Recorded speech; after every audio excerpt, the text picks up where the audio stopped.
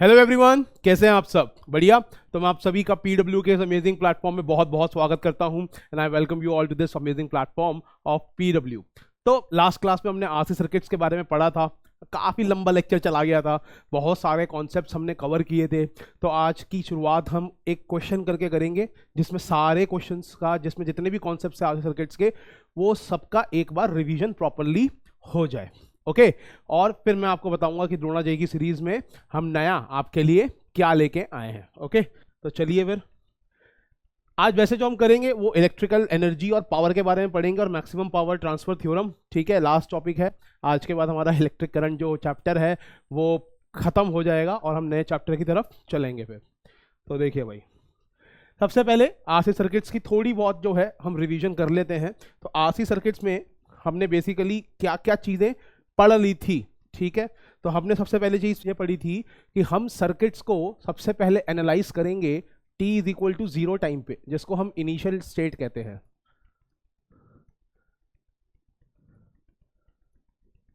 ठीक है भाई, इसको हम बोलेंगे इनिशियल स्टेट। तो सबसे पहले t इज इक्वल टू 0 पे हम एनालाइज करेंगे। अब t इज इक्वल टू 0 पे हम करते क्या है ना भाई? तो हमने यहाँ पे दो चीजें पढ़ी थी कि अगर कैपेसिटर है और उस पे यहाँ पे प्लस क्यू चार्ज है, यहाँ पे माइनस क्यू चार्ज है, बिल्कुल ठीक। तो इसको हम रिप्लेस कर देंगे एक बैटरी से। बैटरी का पॉजिटिव टर्मिनल रिप्रेजेंट करेगा positive plate of the capacitor को और नेगेटिव टर्मिनल रिप्रेजेंट करेगा negative plate of the capacitor को। ठीक है ना? तो हम कैपेसिटर को रिप्लेस कर देंगे बाय बैटरी। ओके, तो टू एनालाइज, अगर हमें एनालाइज करना है सर्किट को at t is equal to 0। Okay, तो पहली बात क्या थी कि रिप्लेस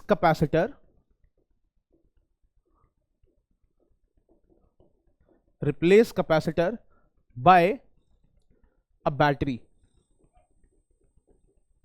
और बैटरी की कुछ ना कुछ तो ईएमएफ होती है, तो इसकी ईएमएफ कितनी होगी भाई? वो होगी Q बाय C। बिल्कुल ठीक, ये पहली चीज हमने पढ़ी थी। दूसरी चीज हमने ये पढ़ी थी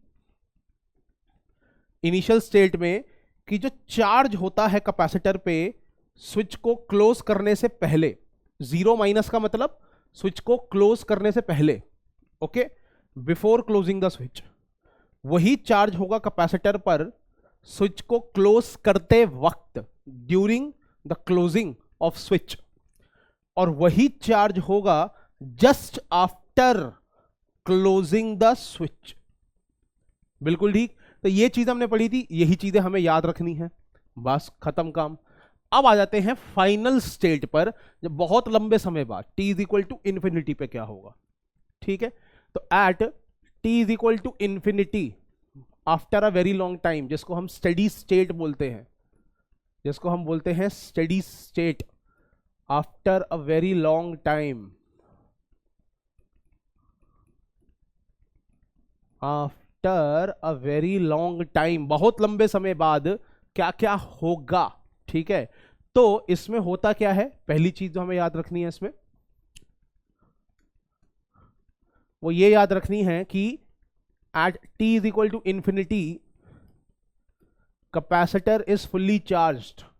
कैपेसिटर जो है वो फुल्ली चार्ज्ड हो जाता है ना भाई? हमने सर्किट में करंट देना शुरू किया तो कैपेसिटर धीरे धीरे धीरे धीरे धीरे धीरे चार्ज होना शुरू हो जाएगा और फाइनली बहुत लंबे समय बाद वो फुल्ली चार्ज हो जाएगा। Okay, the capacitor is fully charged, current through capacitor become 0, current through capacitor becomes 0। ठीक है, यही चीज हमने पढ़ी थी। जब कैपेसिटर पूरा चार्ज हो जाएगा तो जिस ब्रांच में कैपेसिटर लगा है उस ब्रांच में जो करंट होगा वो 0 हो जाएगा t is equal to infinity पर। ठीक है, तो यहां से हम ये वाला लगा के इसको एनालाइज कर सकते हैं t is equal to infinity पर। ठीक है, ये भी हमारा हो गया। अब तीसरी चीज हमने क्या पढ़ी थी? तीसरी चीज हमने ये पढ़ी थी कि भैया अगर हम चार्जिंग ऑफ कैपेसिटर कर रहे हैं, चार्जिंग ऑफ कैपेसिटर, और बहुत ही सिंपल सा सर्किट ले रहे हैं, बहुत ही सिंपल सा सर्किट कि भैया एक कैपेसिटर है, एक रजिस्टर है और एक बैटरी है, और अभी जो सर्किट है वो क्लोज नहीं हुआ है, सर्किट अभी पूरा नहीं हुआ है, लूप अभी पूरी क्लोज नहीं है। बिल्कुल ठीक। तो जैसे ही मैं इसको क्लोज करूंगा at T is equal to zero, at T is equal to zero, तो हमने यहां पे क्या क्या देखना है? सबसे पहले हमें देखना है कि t is equal to zero पे होगा क्या। तो t is equal to zero पे हम कैपेसिटर को एक बैटरी से रिप्लेस कर देंगे, ऐसे, ये रजिस्टर हो गया, और एक ये नॉर्मल बैटरी थी, यहां पे हमने स्विच था जो क्लोज कर दिया। ये E है, जो इस बैटरी का EMF जो हमने लगाया है चार्ज करने के लिए, ओके। और ये जो कैपेसिटर है उसको हमने एक बैटरी से क्या कर दिया है भाई? रिप्लेस कर दिया है। अब ये जो बैटरी का EMF होगा E डैश, ये होगा Q/C, लेकिन इनिशियली चार्ज जो था कैपेसिटर पर वो जीरो था, ऐसे जीरो था, तो यहाँ पे Q भी जीरो आएगा, तो ये जीरो हो जाएगा। बिल्कुल ठीक। ये रेजिस्टेंस है R। तो इसमें करंट इस तरीके से फ्लो करेगा। भैया ये जो बैटरी हमने लगाई है, ये बैटरी का EMF जीरो है, तो ये इस तरफ करंट दे ही नहीं पाएगा। यही बैटरी में EMF है तो यही करंट दौड़ाएगा ऐसे, ठीक है। तो ये चीज हमारे पास हो गई। तो इसमें जो हमारा इनिशियल करंट आया वो कितना आया? वो आया E/R। इनिशियल जो चार्ज था कैपेसिटर पर वो था जीरो। स्विच क्लोज करने से पहले जो चार्ज था, स्विच क्लोज करते वक्त भी वही चार्ज होगा कैपेसिटर पर, जीरो। और क्योंकि जीरो चार्ज था इसलिए कैपेसिटर को हमने जिस बैटरी से रिप्लेस किया वो बैटरी का EMF भी जीरो था, ठीक है। तो ये चीज हो गई, ये हो गया t is equal to zero पर। अब हम इसको एनालाइज करेंगे t is equal to infinity पर, ऐसे t is equal to infinity पर। तो t is equal to infinity पे क्या होगा? जो हमारा कैपेसिटर है वो हो चुका होगा फुल्ली चार्ज्ड, यहाँ पे +Q चार्ज आ चुका होगा, यहाँ पे -Q चार्ज आ चुका होगा, और कैपेसिटर से जो करंट होगा I फाइनल ये हो चुका होगा जीरो, ओके। तो यहाँ पे I फाइनल ये हो चुका है जीरो, और Q फाइनल ये हो चुका है, ये हो जाएगा C into delta V। Capacitor जो होता है उस पर charge capacitance into potential difference होता है कैपेसिटर के प्लेट्स के बीच में, बिल्कुल ठीक। अब क्योंकि करंट जीरो है, क्योंकि करंट जीरो है, इस रजिस्टर से कोई पोटेंशियल का ड्रॉप नहीं होगा। जो पोटेंशियल इस पॉजिटिव टर्मिनल का है वही पोटेंशियल इस प्लेट का होगा, क्योंकि रजिस्टर से कोई पोटेंशियल नहीं घटा। जो पोटेंशियल इस पॉजिटिव प्लेट का है, पॉजिटिव टर्मिनल का है, वही पोटेंशियल इस पॉजिटिव प्लेट का होगा। क्यों? क्योंकि रजिस्टर से करंट जीरो है तो पोटेंशियल का ड्रॉप होगा ही नहीं, तो जो पोटेंशियल इसका है वही पोटेंशियल इसका आ जाएगा, बिल्कुल ठीक। और वैसे ही जैसे जो पोटेंशियल इस नेगेटिव टर्मिनल का होगा वो तो सीधा ही जुड़ा है इससे, तो वही पोटेंशियल इस प्लेट का भी होगा। तो जो पोटेंशियल डिफरेंस यानी कि जो EMF बैटरी की थी वही पोटेंशियल डिफरेंस यानी कि जो EMF है वो इस कैपेसिटर के अक्रॉस आ जाएगा। तो यहां पे जो डेल्टा V है ये हम E लिख देंगे, तो हमारा जो चार्ज होगा फाइनल वो CE आ जाएगा। इस तरीके से हमें एक बार इनिशियल और एक बार फाइनल, ठीक है, ये दोनों एनालाइज कर लेने हैं। अब हमने इंटीग्रेशन से इसकी इक्वेशन निकाली थी, तो इंटीग्रेशन से हमने दो इक्वेशंस निकाली थी, एक तो चार्ज की और एक करंट की, बिल्कुल ठीक। तो हमने बताया था आपको कि इंटीग्रेशन ना करें, इंटीग्रेशन से बचना है, तो एक जनरल फॉर्मूला बस याद कर लो कि भैया अगर charge as a function of time निकालना है, जो कि एक्चुअली में तो इंटीग्रेशन के बाद आएगा KVL लगाकर, पर हमें वो इंटीग्रेशन से अगर बचना है तो ये शॉर्टकट फॉर्मूला है, ये याद रखना है, ठीक है। क्या है ये फॉर्मूला? ये फॉर्मूला है कि हम फाइनल चार्ज लिखेंगे minus final minus initial charge लिखेंगे और e की पावर -t/RC टाइम कांस्टेंट। तो अब Q फाइनल कितना है? Q फाइनल है CE, तो हम यहां लिख देंगे CE माइनस, फिर से Q फाइनल कितना है? वो भी CE है, तो इसको भी हम CE लिख देंगे, माइनस Q इनिशियल कितना है? Q इनिशियल है 0, तो इसको हम लिख देंगे 0, तो e की पावर -t/RC। बिल्कुल ठीक। अब ये जो सीई है ये कॉमन आ जाएगा दोनों में, तो 1 माइनस ई की power minus T by R C, ये मैंने कहा था ये इक्वेशन आ जाएगी हमारी charge as a function of time की, और ये इक्वेशन हमें याद रखनी है सीधा। बिल्कुल ठीक। और अगर चार्ज को हम डिफरेंशिएट कर दें तो करंट की इक्वेशन आ जाएगी, लेकिन अगर डिफरेंशिएट भी नहीं करना तो भैया करंट का जो फॉर्मूला बताया था मैंने वही यूज कर लो। क्यू फाइनल की जगह आई फाइनल आएगा, तो आई फाइनल कितना है 0, माइनस क्यू फाइनल की जगह वापस से आई फाइनल आएगा 0, फिर से माइनस साइन है यहां पर, क्यू इनिशियल की जगह आई इनिशियल आएगा which is E by R, E की power minus T by R सी।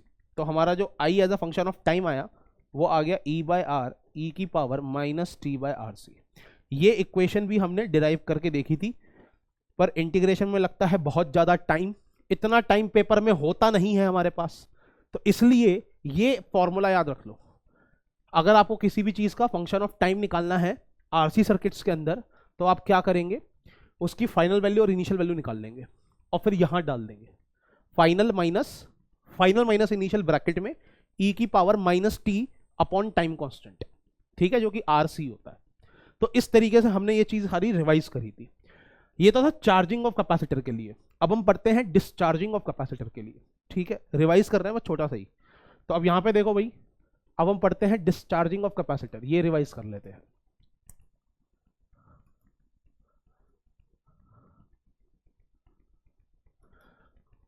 बिल्कुल ठीक। तो अब डिस्चार्जिंग ऑफ कैपेसिटर में हमने क्या पढ़ा था कि भाई एक कैपेसिटर है जो कि फुल्ली चार्ज्ड है, प्लस क्यू चार्ज है यहाँ पे और यहाँ पे माइनस क्यू चार्ज है। ये कैपेसिटर का चार्ज है, पहले से ही कैपेसिटर चार्ज है, इसकी कैपेसिटेंस है C। इसको हमने जोड़ दिया रेजिस्टर से ऐसे, अभी मतलब नहीं जोड़ा है, इमीडिएटली नहीं जोड़ा है, पर जोड़ेंगे, ठीक है। तो यहां पर स्विच को अब हम क्या करने वाले हैं, क्लोज। तो जैसे ही मैं इस स्विच को क्लोज करूंगा, ये नेगेटिव चार्ज इसके पॉजिटिव चार्ज को ऐसे अट्रैक्ट करेगा, ठीक है ना। ये वाला जो नेगेटिव चार्ज है इसके पॉजिटिव चार्ज को अट्रैक्ट करेगा, या फिर तुम बोल सकते हो ये जो पॉजिटिव चार्ज है ये नेगेटिव चार्ज को अट्रैक्ट करेगा। तो चार्ज जो है वो फ्लो होना शुरू हो जाएगा, और चार्ज के फ्लो को ही हम करंट कहते हैं, ठीक है ना। तो करंट फ्लो हो जाएगा यहां पर। तो t इज इक्वल टू 0 पे पहले देखते हैं। तो t इज इक्वल टू 0 पर हम इस कैपेसिटर को बैटरी से रिप्लेस कर देंगे ऐसे, positive terminal positive plate, negative terminal negative plate की जगह, और ये हो गया रेजिस्टेंस। इसकी जो ईएमएफ होगी वो होगी Q बाय C, जो Q हमें दे रखा है वही Q है इसका। t इज इक्वल टू 0 पे चार्ज एकदम से चेंज नहीं होगा, है ना भाई, हमने यही चीज पढ़ी थी। अब इसके बाद यहां पे करंट फ्लो करेगा, और वो करंट हम आराम से निकालेंगे भाई कि वो E बाय आर होता है which is Q by C R. बिल्कुल ठीक, ये इनिशियल करंट हो गया, और इनिशियल चार्ज जो है वो तो Q ही रहेगा, है ना। तो ये हमने इनिशियल देख लिया। अब आते हैं फाइनली। अब फाइनली क्या होगा भैया, फाइनली तो कैपेसिटर वाली प्लेट से फाइनली ये पूरा का पूरा डिस्चार्ज हो जाएगा। बैटरी है नहीं जो इसको चार्ज करे, पूरा डिस्चार्ज हो गया। अरे ये सारा चार्ज प्लस क्यू इधर जाए जा रहा है, इधर जाए जा रहा है, इधर जाए जा रहा है ना भाई। तो पूरा का पूरा चार्ज जो है इधर जा रहा है जा रहा है जा रहा है, खत्म हो जाएगा बाद में कभी ना कभी, after a very long time, t is equal to infinity पे। तो चार्ज भी 0 हो गया और करंट भी 0 हो गया। फाइनल चार्ज भी 0 है और फाइनल करंट भी 0 है, कुछ होगा ही नहीं इसमें, ठीक है। तो अब हम इसकी इक्वेशन अगर लिखना चाहे Q as a function of time, Q as a function of time, अब हम Q का लिख रहे हैं अगर इक्वेशन, तो Q final minus Q initial E की power minus T by R C, इस तरीके से लिखा जाएगा।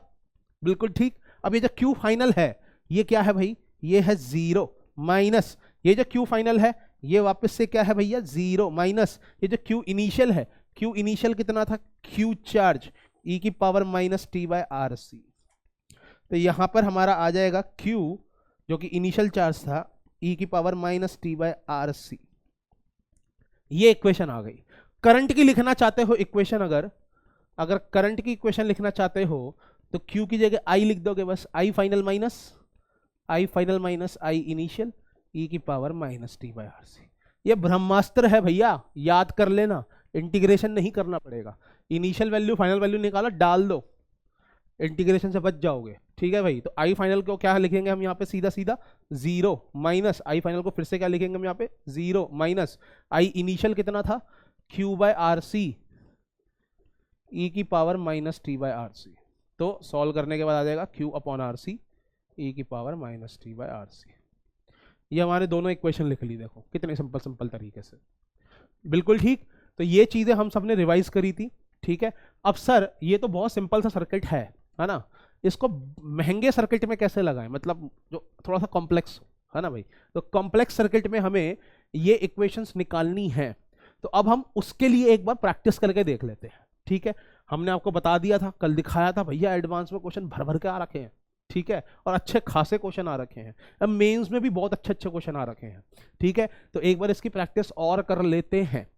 तो ये सर्किट है देखो, ठीक है, और इस सर्किट में क्या लिखा हुआ है, टाइम कांस्टेंट भी निकालना है इसका, और charge as a function of time निकालना है कैपेसिटर का। तो ये सब चीजें हमें निकालनी है इसके लिए, ठीक है भाई। तो अब ये देखते हैं कि ये हम कैसे करेंगे, ठीक है ना, ये देखते हैं भाई ये कैसे करने वाले हैं, ये भी देखते हैं।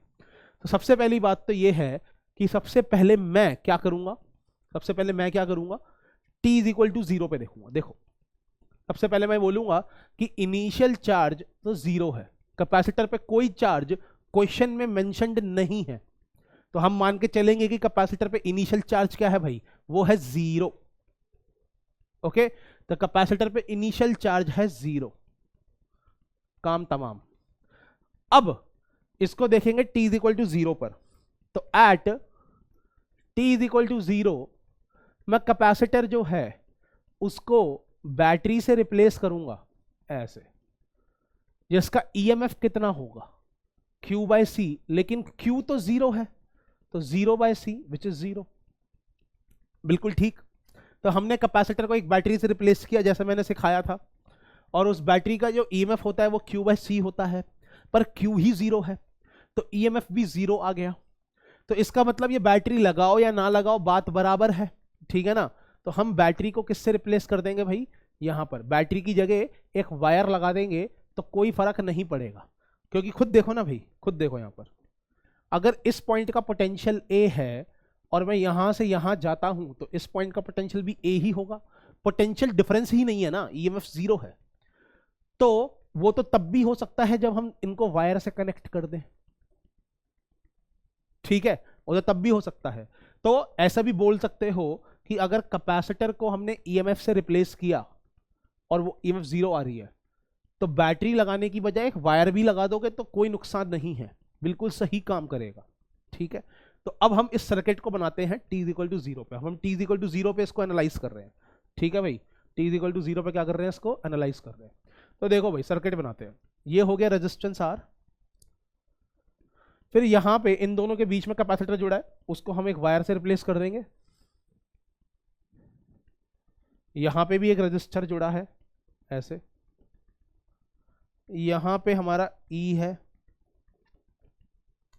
और ये है रेजिस्टेंस R, और हमने सीधा जोड़ दिया। यहां पे हमारा स्विच था वो क्लोज कर चुके हैं। तो t इज इक्वल टू 0 पे भैया ये हमारा सर्किट बन गया। तो अब यहां पे देखो भाई क्या होगा, इसका पोटेंशियल अगर A है तो इसका भी पोटेंशियल A ही होगा, क्योंकि सीधा कनेक्टेड है। तो पोटेंशियल डिफरेंस है ही नहीं रेजिस्टेंस के अक्रॉस, तो करंट रेजिस्टर से पार नहीं करेगा, है ना भाई। अगर करंट इसमें से पार कर जाएगा, मान लो I करंट जो है वो रेजिस्टर से होता हुआ जा रहा है, लेट अस से कि I करंट जो है ये रेजिस्टर से फ्लो करके जा रहा है, तो पोटेंशियल का डिफरेंस तो आएगा ना बाबू, IR, है ना भाई। तो पोटेंशियल डिफरेंस जो होगा वो I इंटू R आएगा, लेकिन हमने देखा भैया पोटेंशियल तो सेम है, इसका मतलब पोटेंशियल डिफरेंस रेजिस्टर के अक्रॉस नहीं आना चाहिए, और पोटेंशियल डिफरेंस होता है IR, तो I भी 0 होना चाहिए रेजिस्टर से, तो यहां पर करंट जो है वो फ्लो नहीं करेगा, ठीक है। तो अब करंट फ्लो करेगा कैसे वो देखते हैं। करंट फ्लो अगर करेगा तो कैसे करेगा भैया, बैटरी ऐसे करंट घुमाएगी, करंट ऐसे जा रहा है ऐसे, तो करंट यहां तक तो पहुंचा। अब यहां आने के बाद उसने बोला कि यार रेजिस्टेंस से पार करूंगा, अगर मैं, ये करंट बोलेगा अगर मैं रेजिस्टर से होता हुआ जाऊंगा तो पोटेंशियल डिफरेंस आ जाएगा, लेकिन इन दोनों का पॉइंट्स का पोटेंशियल तो सेम रखना है ना भाई। तो इसलिए ये सारा का सारा करंट यहीं से चले जाएगा आई। ये कहते हैं शॉर्ट सर्किट। मैंने आपको बताया था, समझाया था कि इसको शॉर्टिंग कहते हैं। जब रजिस्टर को पैरेलल में, रजिस्टर के पैरेलल में एक वायर लगा दो तो सारा करंट वहीं से पास कर जाता है। Least resistance path, zero resistance path, है ना भाई। इस वाले पाथ में कोई रेजिस्टेंस ही नहीं है, तो सारा का सारा करंट यहीं से निकल जाएगा। अब यहां पे जो करंट आई फिर वो ऐसे फ्लो करेगा और वापस आ जाएगा। तो ये जो आई करंट है ये एक इस रजिस्टर से पास किया, एक इस रजिस्टर से पास किया, बिल्कुल ठीक, और दोनों से सेम करंट पास किया। तो ये दोनों रजिस्टर किस में हो गए भाई, सीरीज में हो गए। तो यहां पे मैं लिखूंगा क्यू इनिशियल। तो क्यू इनिशियल जो था वो तो जीरो था, क्योंकि सर कैपेसिटर जो है इस पे पहले चार्ज जीरो था। स्विच क्लोज करने के बाद, स्विच जब हमने क्लोज किया t is equal to zero पे, चार्ज चेंज नहीं होगा कैपेसिटर पे, अभी अभी पढ़ा हमने। तो Q इनिशियल जो है वो जीरो ही रहेगा। और I इनिशियल, इनिशियली करंट कितना हो जाएगा, वो हो जाएगा नेट EMF जो कि E था, whole divided by net resistance जो कि 2R था। तो ये हमने दोनों वैल्यूज निकाल ली, इसको नॉर्मली एनालाइज करके t is equal to zero पर। अब आ जाते हैं t is equal to infinity पर। ठीक है भाई, तो at t is equal to infinity capacitor is fully charge. Now capacitor जो है भैया वो फुल्ली चार्ज है, कैपेसिटर जो है वो पूरा चार्ज हो जाएगा। Capacitor is fully charge, battery लगी हुई है ना भाई, तो बैटरी कैपेसिटर को धीरे धीरे चार्ज देगी, कैपेसिटर कभी ना कभी फुल्ली चार्ज्ड हो जाएगा। तो यहां पे ये रजिस्टर है R, यहां पे लगा हुआ है कैपेसिटर ऐसे ऐसे, और इस पे फुल्ली चार्ज आ जाएगा, प्लस क्यू और माइनस क्यू आ जाएगा। और यहां पे लगा हुआ है रजिस्टर R, और फिर यहां है बैटरी, और फिर से यहां पर है रजिस्टर R ऐसे। तो अब बहुत ध्यान से देखिए, बहुत ध्यान से देखिए, यहां से करंट निकला I फाइनल, ऐसे गया I फाइनल, ऐसे गया I फाइनल। अब ये जो I फाइनल है, जब कैपेसिटर पूरा चार्ज हो जाता है तो कैपेसिटर से करंट पास नहीं करता। तो ये जो I फाइनल आया है ये यहां से पास करता हुआ जाएगा रजिस्टर से, और फिर वापस से ऐसे मुड़ के आ जाएगा। तो अब ये ही I फाइनल इस R से, इस R से और इस R से पास कर रहा है। तो इसलिए हमारा जो फाइनल करंट हो जाएगा वो कितना हो जाएगा भाई, E/3R। अरे भाई ठीक है, फाइनल करंट आ गया हमारे पास, ओके, ये हो गया हमारे पास E फाइनल E/3R आ गया, ठीक है ना। अब अगर तुम्हें चार्ज भी निकालना है ना, चार्ज ही पूछा है हमसे, I फाइनल पूछा नहीं था पर फिर भी निकाल रहा हूं मैं।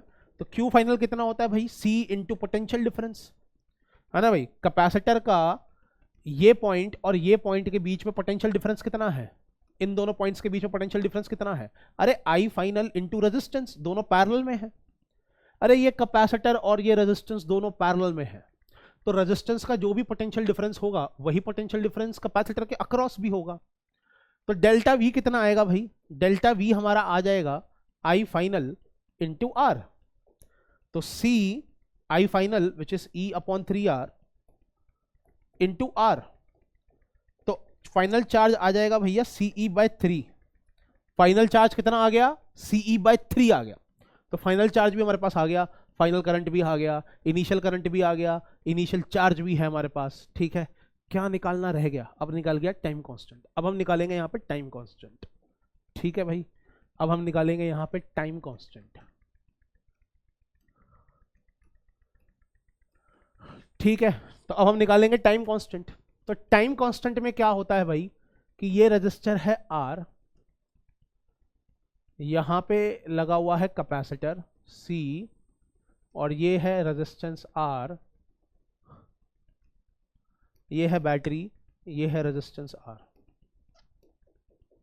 बिल्कुल ठीक।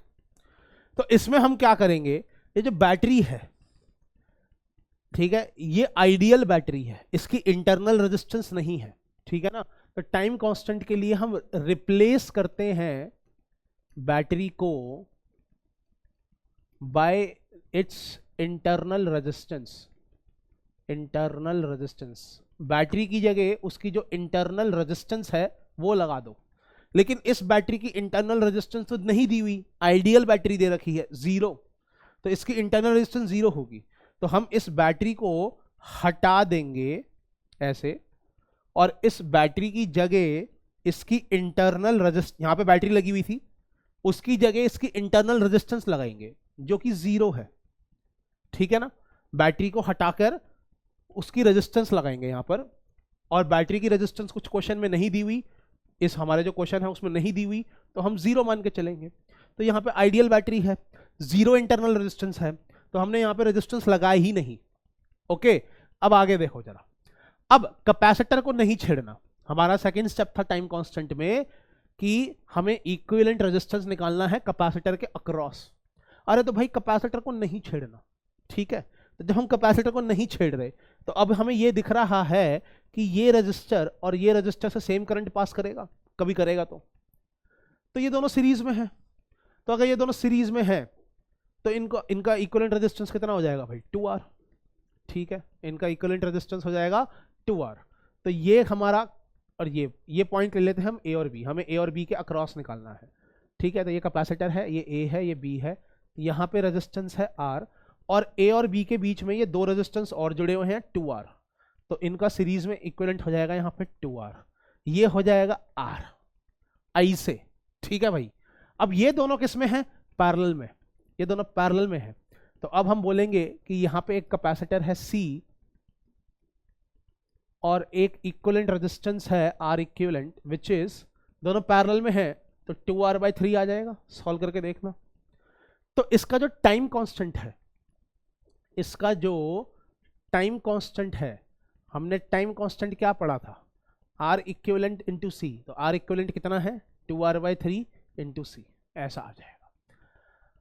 अब हमने initially charge, initial current, final charge, final current, time constant सब निकाल लिया बिना इंटीग्रेशन के। ठीक है, अब हमें सीधा इक्वेशन लिखनी है। तो इक्वेशन हम कैसे लिखेंगे भाई, इक्वेशन कैसे लिखेंगे, हमें लिखना है चार्ज की equation as a function of time. तो चार्ज की इक्वेशन क्या होगी, वो होती है Q final minus Q initial e की power minus t by time constant, ऐसा होता है। ठीक है, यही बताया था मैंने। तो इसमें Q फाइनल कितना है, Q फाइनल की वैल्यू देखो भाई, Q फाइनल की वैल्यू है CE/3। ठीक है, और Q इनिशियल की वैल्यू क्या थी, 0। ठीक है, तो हम ये दोनों वैल्यूज जो है यहां पर डाल देंगे।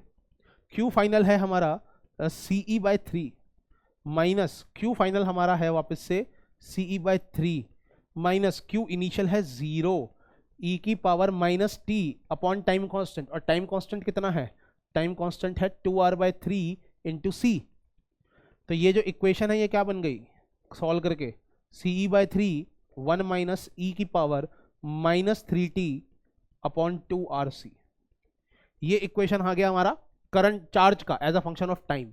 अगर करंट का इक्वेशन निकालना है as a function of time, तो I फाइनल कितना था, E/3R।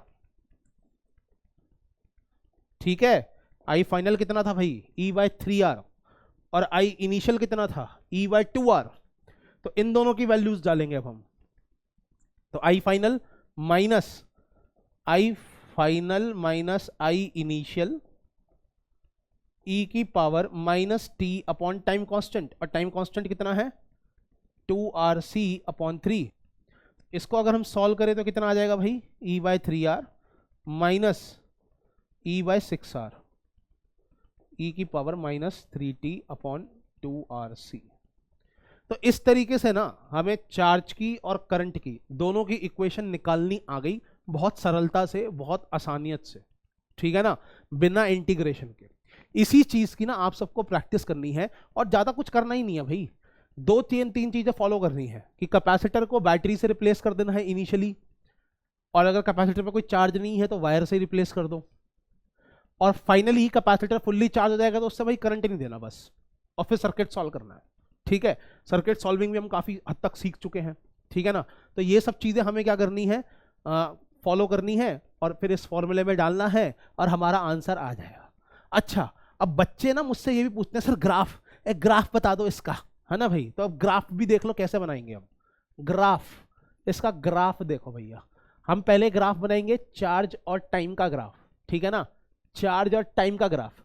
तो at T is equal to zero भैया, जब टाइम जीरो था तब इनिशियल चार्ज भी जीरो था कैपेसिटर की प्लेट पर, है ना, लेफ्ट प्लेट पर। यहां पे एक प्लेट चुन लो, लेफ्ट प्लेट, कैपेसिटर की जो लेफ्ट प्लेट थी उस पे इनिशियल चार्ज क्या था भाई, जीरो। और T is equal to infinity पर फाइनली चार्ज कितना था कैपेसिटर की लेफ्ट प्लेट पर, plus CE by 3। Left plate की बना रहे हैं हम ग्राफ, लेफ्ट प्लेट, कैपेसिटर का जो लेफ्ट प्लेट था उस पे पहले चार्ज जीरो था और लेफ्ट प्लेट पे बाद में चार्ज प्लस सीई बाय 3 हो गया। तो कुछ नहीं करना भैया, ग्राफ बनाओ बस ऐसे, एक्सेस बना लो पहले। अरे पहले चार्ज कितना था, जीरो, ये रहा। बाद में चार्ज कितना हो जाएगा, सीई बाय 3, ऐसे। और जीरो से CE by 3 charge infinite time पे पहुंचेगा बहुत लंबे समय बाद, और ग्राफ बनेगा एक्सपोनेंशियल, ऐसे एक्सपोनेंशियल ग्राफ बनेगा ऐसे, बिल्कुल ठीक। तो इस तरीके से बनाना है। अब करंट की इक्वेशन कैसे लिखें, तो करंट की इक्वेशन देखो, करंट का graph I as a function of time. तो t is equal to zero पर इनिशियल करंट जो था वो कितना था भाई, E बाय 2R, और सर्किट में घूम रहा था क्लॉकवाइज, ऐसे सर्किट में ऐसे क्लॉकवाइज घूम रहा था, है ना भाई। और t is equal to infinity पर E कितना था, करंट कितना था, E बाय 3R, और ये भी क्लॉकवाइज घूम रहा था। मान लो अगर ये एंटी क्लॉकवाइज घूम रहा होता, मान लो करंट ऐसे घूम रहा होता, करंट अभी कैसे घूम रहा है देखो, इसमें करंट ऐसे घूम रहा है, देखो आई फाइनल ऐसे क्लॉकवाइज घूम रहा है। अगर ये एंटी क्लॉकवाइज घूम रहा होता, मान लो कोई भयंकर सा सर्किट आ गया जिसमें करंट एंटी क्लॉकवाइज घूम रहा है, तो फाइनल करंट के अगर एक को क्लॉकवाइज को पॉजिटिव ले रहे हो तो दूसरे वाले को नेगेटिव ले लोगे, ठीक है। अभी तो दोनों क्लॉकवाइज हैं, तो इसकी इक्वेशन कैसे बनाओगे भैया, कि पहले करंट था हमारा E बाय 2R, डिनोमिनेटर अगर हम घटा देते हैं, बढ़ा देते हैं, तो करंट घट जाता है। मतलब पहले करंट जो था वो ज्यादा था, ठीक है, पहले जो करंट था वो ज्यादा था, कितना था, E अपॉन 2R, और बाद में जो करंट है वो कम हो गया, E अपॉन 3R, रेजिस्टेंस बढ़ गई तो करंट कम हो गया।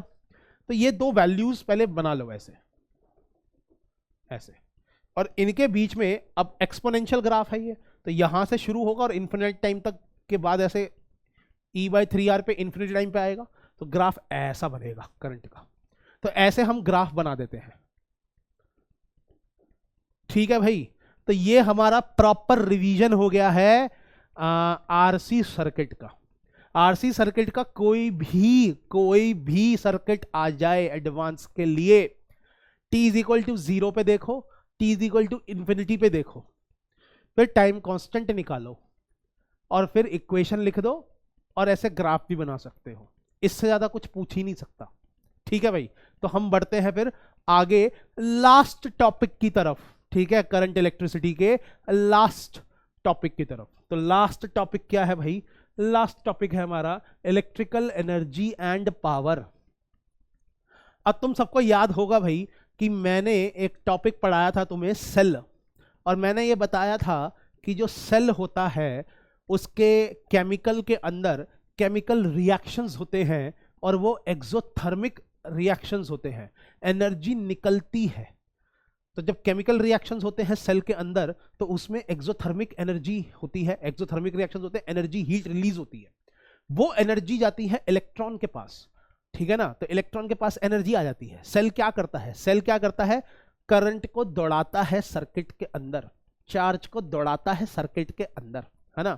तो इसमें कुछ कुछ कॉन्सेप्ट हैं, हमें वो याद रखने हैं और उनके बेसिस पे क्वेश्चन धड़ाधड़ होंगे, ठीक है। तो यहाँ पे गौर करो भैया, ध्यान दो अच्छे से। तो सबसे पहला आता है हमारा कॉन्सेप्ट नंबर 1, कॉन्सेप्ट नंबर 1। तो कॉन्सेप्ट नंबर 1 क्या है कि भैया अगर मान लो ये रजिस्टर है और ये है बैटरी जिसका ईएमएफ है E, बिल्कुल ठीक। तो बैटरी चाहता है करंट को ऐसे दौड़ाना, ऐसे, और करंट ऐसे दौड़ भी रहा है ना भाई। तो क्या मान सकते हैं कि अगर बैटरी ऐसे है, ठीक है ना, ईएमएफ है ई, ईएमएफ कितना है भाई, ई है। और बैटरी सर्किट के अंदर करंट को दौड़ा रही है और बैटरी के पॉजिटिव टर्मिनल से ऐसे करंट निकल रहा है, बैटरी के पॉजिटिव टर्मिनल से करंट निकल रहा है।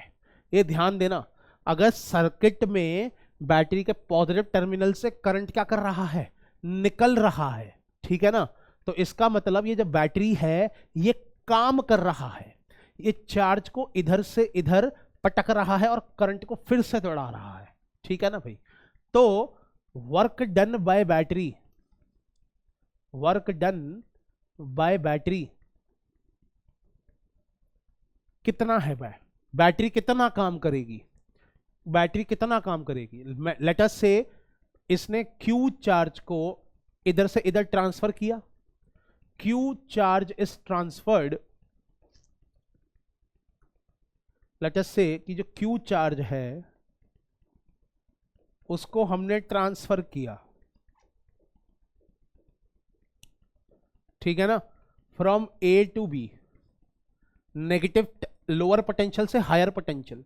ये क्यू चार्ज जो है ये पॉजिटिव चार्ज मान रहे हैं, एक्चुअली में तो नेगेटिव चार्ज मूव करता है सर्किट के अंदर, है ना। अभी हम क्यू मान के चल रहे हैं पॉजिटिव चार्ज, तो नेगेटिव चार्ज पॉजिटिव से नेगेटिव जाता है और यहाँ पे पॉजिटिव चार्ज नेगेटिव से पॉजिटिव जाएगा, अपोजिट फ्लो करते हैं, है ना भाई। तो लेट अस से कि करंट की डायरेक्शन में जिस तरफ करंट फ्लो करता है उसी तरफ हम मान लेते हैं कि पॉजिटिव चार्ज भी फ्लो कर रहा होगा, है ना भाई। तो अगर करंट ऐसे निकल रहा है तो इसका मतलब ये बैटरी जो है पॉजिटिव चार्ज को लोअर पोटेंशियल से हायर पोटेंशियल डाल रही है। अरे भाई पॉजिटिव चार्ज हायर से लोअर मूव करना चाहता है और ये बैटरी जबरदस्ती उसको लोअर से हायर क्या कर रही है, ट्रांसफर कर रही है चार्ज को, तो बैटरी काम कर रही होगी, ठीक है ना। ये जो चार्ज है क्या चाह रहा है, जो चार्ज है पॉजिटिव चार्ज, ये हायर पोटेंशियल वाला टर्मिनल है, ये लोअर पोटेंशियल वाला टर्मिनल है। यहां से पॉजिटिव चार्ज है हायर पोटेंशियल पे, पॉजिटिव चार्ज जो है ये है हायर पोटेंशियल पर। ये पॉजिटिव चार्ज बोलेगा यार मैं हायर पोटेंशियल पे हूं, चलो लोअर की तरफ चलते हैं, ठीक है ना। तो पॉजिटिव चार्ज ऐसे जाएगा, फिर ऐसे जाएगा, फिर ऐसे जाएगा, फिर ऐसे जाएगा, फिर ऐसे आ जाएगा लोअर पोटेंशियल पर। अब लोअर पोटेंशियल पे पॉजिटिव चार्ज आ चुका है और अब वो बोलेगा आह मजा आ गया, हमने अपनी मिनिमम एनर्जी कर ली, अब हम स्टेबल हैं। अरे बैटरी बोलेगी अरे बबुआ ऐसे कैसे, ये इस पॉजिटिव चार्ज को जबरदस्ती लोअर से हायर पोटेंशियल क्या कर देगी, ट्रांसफर कर देगी, ठीक है ना। चार्ज बोल रहा है नहीं मैं नहीं जाऊंगा हायर पोटेंशियल की तरफ, बैटरी कह रही है अरे ऐसे कैसे नहीं जाएगा, ठीक है ना। तो बैटरी क्या करती है, इस क्यू चार्ज को एनर्जी देगी, पैसे दे देगी एक तरीके से काम करने के लिए, ठीक है ना भाई। तो ये जो है बैटरी इसको एनर्जी दे देगी क्यू चार्ज को और ये क्यू चार्ज लोअर से हायर वापस से पटक दिया जाएगा। अब क्यू चार्ज वापस से यहां पर आ गया है, फिर ये क्यू चार्ज बोलेगा चलो हम हायर से लोअर तो अपने आप ही जाते हैं, हम चले जाते हैं। अब वो यहां पर आके बोलेगा अब चलो मैंने सारा काम कर लिया, हम लोअर पे आ गए। अब फिर बैटरी बोलेगी अरे ऐसे कैसे, वो फिर से इसको एनर्जी देगी और ट्रांसफर कर देगी इस तरफ हायर पोटेंशियल पर, फिर चार्ज हायर से लोअर आएगा, ठीक है। फिर बैटरी ये लोअर से इसको हायर ट्रांसफर करेगी और ये प्रोसेस चलता रहेगा, बिल्कुल ठीक। तो ये चार्ज को बार बार घूमने की एनर्जी दे कौन रहा है, ये बैटरी दे रही है, ठीक है ना। तो बैटरी काम कर रही है, ठीक है। तो when Q charge is transferred from lower potential to higher potential, okay, work is done by the battery, work हम कर रहे हैं और ये फोर्सफुली करा जा रहा है, फोर्सफुली। बैटरी जबरदस्ती, बैटरी जो है जबरदस्ती फोर्सफुली अब पॉजिटिव चार्ज को लोअर से हायर पटक रही है, ट्रांसफर कर रही है। उसके लिए चाहिए बहुत ज्यादा एनर्जी, ठीक है ना, क्योंकि ये पॉजिटिव चार्ज लोअर से हायर जाना नहीं चाहता अपने आप। पॉजिटिव चार्ज अपने आप कहां मूव करता है, हायर से लोअर, और बैटरी इसको चाहती है लोअर से हायर लाना। अब बैटरी करेगी बहुत ज्यादा काम, तो Q charge is transferred from lower to higher potential forcefully and therefore work is done by the battery, work is done by battery. ठीक है ना, तो Q चार्ज जो है is transferred in time t, let us से कितने time में इसको ट्रांसफर कर दिया, t टाइम में इसको ट्रांसफर कर दिया। बिल्कुल ठीक, ये जो t टाइम हमने लिखा है यहां पर, इस t टाइम में Q चार्ज को बैटरी ने यहां से यहां ट्रांसफर किया। तो वर्क डन बाय बैटरी कितना होगा भैया, work done by battery is equal to Q charge जिसको वो ट्रांसफर कर रही है into work done on 1 coulomb charge, है ना भाई। 1 कूलम चार्ज पे बैटरी जो काम करती है उसको ट्रांसफर करने में, अगर मैं उसको Q से मल्टीप्लाई कर दूं तो work done on Q coulomb charge आ जाएगा। भाई 1 पे कितना किया, मान लो 2, तो Q कूलम पे कितना काम किया, 2Q। अगर 1 कूलम पे उसने काम किया है 3 जूल्स का, तो Q पे कितना करेगा, 3Q, है ना भाई। और इसी चीज को हम क्या बोलते हैं, इसी चीज को हम कहते हैं EMF या फिर पोटेंशियल डिफरेंस। तो EMF कितना है इसका, E, तो बैटरी ने कितना काम किया है भैया, QE। ठीक है, बैटरी ने इतना काम किया कितने टाइम में, T टाइम में। ठीक है ना, तो work done by battery in time T in transferring Q charge from lower to higher potential is QE। तो अब पावर क्या होती है, power delivered by battery, power deliver by battery, battery ने कितनी पावर दी। अब पावर क्या होता है, पावर क्या होता है, कितना काम किया 1 सेकंड में। अरे इतना काम किया है इसने T सेकंड्स में, इतना काम QE काम जो इसने किया है वो किया है इसने T सेकंड्स में। तो 1 सेकंड में कितना करेगा, पावर क्या होता है, work done per unit time, work done per unit time, rate of doing work, है ना भाई। तो वर्क डन कितना किया इसने, QE, तो टाइम से डिवाइड कर देंगे। अब ये Q अपॉन T क्या होता है, ये होता है करंट, तो हम इसको I इंटू पोटेंशियल डिफरेंस लिख देते हैं। ठीक है, I into EMF, I into EMF, और EMF क्या है, पोटेंशियल डिफरेंस ही तो है बैटरी का। ठीक है, I क्या है हमारा, I इंटू EMF, अरे हाँ जी, तो ये हमारा हो जाएगा I इंटू EMF, और EMF क्या है, पोटेंशियल डिफरेंस है बैटरी का, डेल्टा V, या E लिख दो इसको बैटरी का। बिल्कुल ठीक, तो I into V potential difference हमारा पावर होता है, VI। इसको हम नॉर्मली कैसे लिखते हैं, इसको हम लोग नॉर्मली कैसे बोलते हैं, इसको हम सब कैसे बोलते हैं, power is equal to VI, power is equal to VI, इसको हम ऐसे बोल देते हैं। याद रखना V लिख रहा हूं, लेकिन ये V है क्या, ये पोटेंशियल डिफरेंस है एक्चुअली में।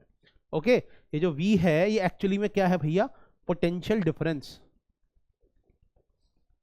इसको नॉर्मली सब लोग ऐसे ही बोलेंगे VI VI VI VI VI, ठीक है ना, लेकिन ये जो V है ये एक्चुअली में है क्या, पोटेंशियल डिफरेंस। ओके, तो बैटरी ही सब कर रही है ये काम, तभी सर्किट में बैटरी लगाना जरूरी है, वरना कुछ होगा ही नहीं। ठीक है ना, तो बैटरी चार्ज को जबरदस्ती लोअर पोटेंशियल से हायर पोटेंशियल पटकती है, ट्रांसफर करती है। ठीक है, फोर्सफुली पॉजिटिव चार्ज को, जबकि वो जाना चाहता है हायर से लोअर, बैटरी ले जा रही है जबरदस्ती से लोअर से हायर, तो बैटरी को करना पड़ेगा काम। ठीक है भाई, अगर कोई काम नहीं करता तो आप उसको लालच देते हो, तो बैटरी भी इस चार्ज को लालच दे रही है, क्या, एनर्जी दे रही है। ठीक है ना, बैटरी कह रही है कि तेरे को मैं एनर्जी दूंगी, ठीक है ना, जा तू लोअर से हायर जा जबरदस्ती। तो बैटरी ने इस चार्ज को जबरदस्ती लोअर से हायर क्या किया है, शिफ्ट कर दिया। ओके, और फिर वो चार्ज बाहर हायर पोटेंशियल पे आ गया, तो पूरे सर्किट में घूमता घूमता घूमता घूमता वापस से लोअर पे आएगा, फिर ये इसको पटक देगी ऐसे, तो ये चलता रहता है। तो बैटरी ने इतना काम किया और हमारे पास एक फॉर्मूला आ गया कि पावर क्या होती है, VI, potential difference into I। तो ये जो फॉर्मूला है ना भाई, ये फॉर्मूला काम का है, और ये फॉर्मूला याद रखना है सबको कि पावर डिलीवर्ड बाय बैटरी कितना होता है भाई, VI। तो ये है हमारा कॉन्सेप्ट नंबर 1। अब आते हैं कॉन्सेप्ट नंबर 2 पर। तो कॉन्सेप्ट नंबर 2 क्या है भाई?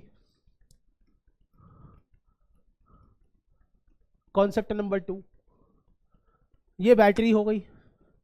अब इसमें हो सकता है कि करंट यहां पे आ रहा हो, ऐसे पॉजिटिव टर्मिनल में करंट घुस रहा हो, पॉजिटिव टर्मिनल में करंट घुस रहा हो, मतलब बाहर कोई एक बहुत बड़ी बैटरी है जो इस बैटरी को चार्ज कर रही है। पिछली वाली बैटरी क्या हो रही थी?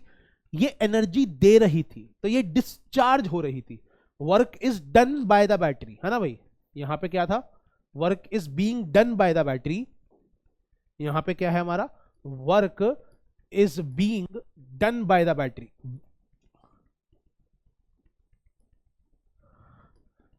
बैटरी जो है वो काम कर रही है, बैटरी काम कर रही है। तो अगर बैटरी काम करेगी, अपनी एनर्जी चार्ज को देगी, तो भैया हमारी एनर्जी क्या हो जाएगी? बहुत कम हो जाएगी, है ना? बैटरी की खुद की एनर्जी बहुत कम हो जाएगी। तो बैटरी इज बीइंग डिस्चार्ज, तो work is being done by the battery. तो इसका मतलब क्या हुआ? Battery is being discharged. Battery की एनर्जी खत्म हो रही है। बैटरी की जो एनर्जी है वो क्या हो रही है भाई? वो खत्म हो रही है। Battery is being discharged, battery की एनर्जी खत्म हो रही है। ठीक है, आगे बढ़ते हैं। अब आगे देखो, यहां पर हमने बैटरी में करंट दे दिया, ठीक है? तो यहां पर work is being done on battery, ठीक है ना? काम बैटरी पे किया जा रहा है, बैटरी को एनर्जी दी जा रही है ताकि वो चार्ज हो जाए। ठीक है भाई? आजकल आने लग गई हैं चार्जेबल बैटरीज, है ना भाई? तो चार्जेबल बैटरीज आने लग गई है, तो इसका मतलब हम बैटरी को चार्ज भी कर सकते हैं। बैटरी के केमिकल ने जितनी एनर्जी चार्ज को दी थी डिस्चार्ज होते वक्त, वो एनर्जी हम उसको वापस दे सकते हैं। ठीक है ना? Chargeable batteries. तो जब करंट ऐसे उल्टा आ रहा होगा, पॉजिटिव टर्मिनल में घुस रहा होगा, इसका मतलब क्या है? इसका मतलब ये है, ये ईएमएफ ई मान लेते हैं। इसका मतलब क्या हुआ कि work is being done on battery. Battery पे जो काम है ना, अरे वो किया जा रहा है, बैटरी पे काम किया जा रहा है। और अगर बैटरी पे काम किया जाएगा बार बार बार बार बार बार, है ना, तो यहां पे बैटरी चार्ज हो रही है। तो पावर पहले था डिलीवर्ड बाय बैटरी, यहां पे power delivered to battery. Battery को कितनी पावर दी गई, तो वो फॉर्मूला तो वी आई है। यहां पे वी क्या है? ईएमएफ हो गया, पोटेंशियल डिफरेंस हो गया। ठीक है, ये हमारा कंसेप्ट नंबर 2 है। अब आते हैं कंसेप्ट नंबर 3 पर। ठीक है, तो कंसेप्ट नंबर 3 क्या है हमारा? कंसेप्ट नंबर 3 बहुत छोटा सा कंसेप्ट है। कंसेप्ट नंबर 3, अगर रेजिस्टेंस है आर और उससे करंट पास कर रहा है, चाहे यहां से दे दो चाहे यहां से दे दो, ठीक है ना? अगर आर रेजिस्टेंस से करंट पास करेगा, अगर आर रेजिस्टेंस से करंट क्या करेगा? पास करेगा, ठीक है ना? तो ये करंट चार्ज है, चार्ज का फ्लो है। ये जो चार्ज है ये एनर्जी लेके आया है, कहां से? बैटरी से, है ना? ये जो करंट है ये चार्ज का फ्लो है, और ये चार्ज के पास एनर्जी है। कहां से लिया उसने एनर्जी? ये एनर्जी उसने ली है बैटरी से। और रेजिस्टेंस में बहुत सारे एटम्स हैं जिनसे ये कोलाइड करेगा, और जब ये कोलाइड करेगा टंग टंग टंग टंग टंग टंग टंग टंग टंग, तो कोलिजन के वक्त एनर्जी लूज हो जाएगी। ठीक है ना? इलेक्ट्रॉन एनर्जी, चार्ज जो है इलेक्ट्रॉन एनर्जी लूज कर देगा। ठीक है ना? तो चार्ज जो भी फ्लो कर रहा है वो उसके पास जो एनर्जी थी बैटरी से ली हुई, वो एनर्जी को लूज कर देगा, खो देगा। ठीक है ना? तो यहां पे एनर्जी डिसिपेट होगी always. Okay, so when current pass through resistance, जब करंट पास करेगा रेजिस्टेंस से, when current pass through resistance, it will lose some energy, ये कुछ एनर्जी लूज कर देगा।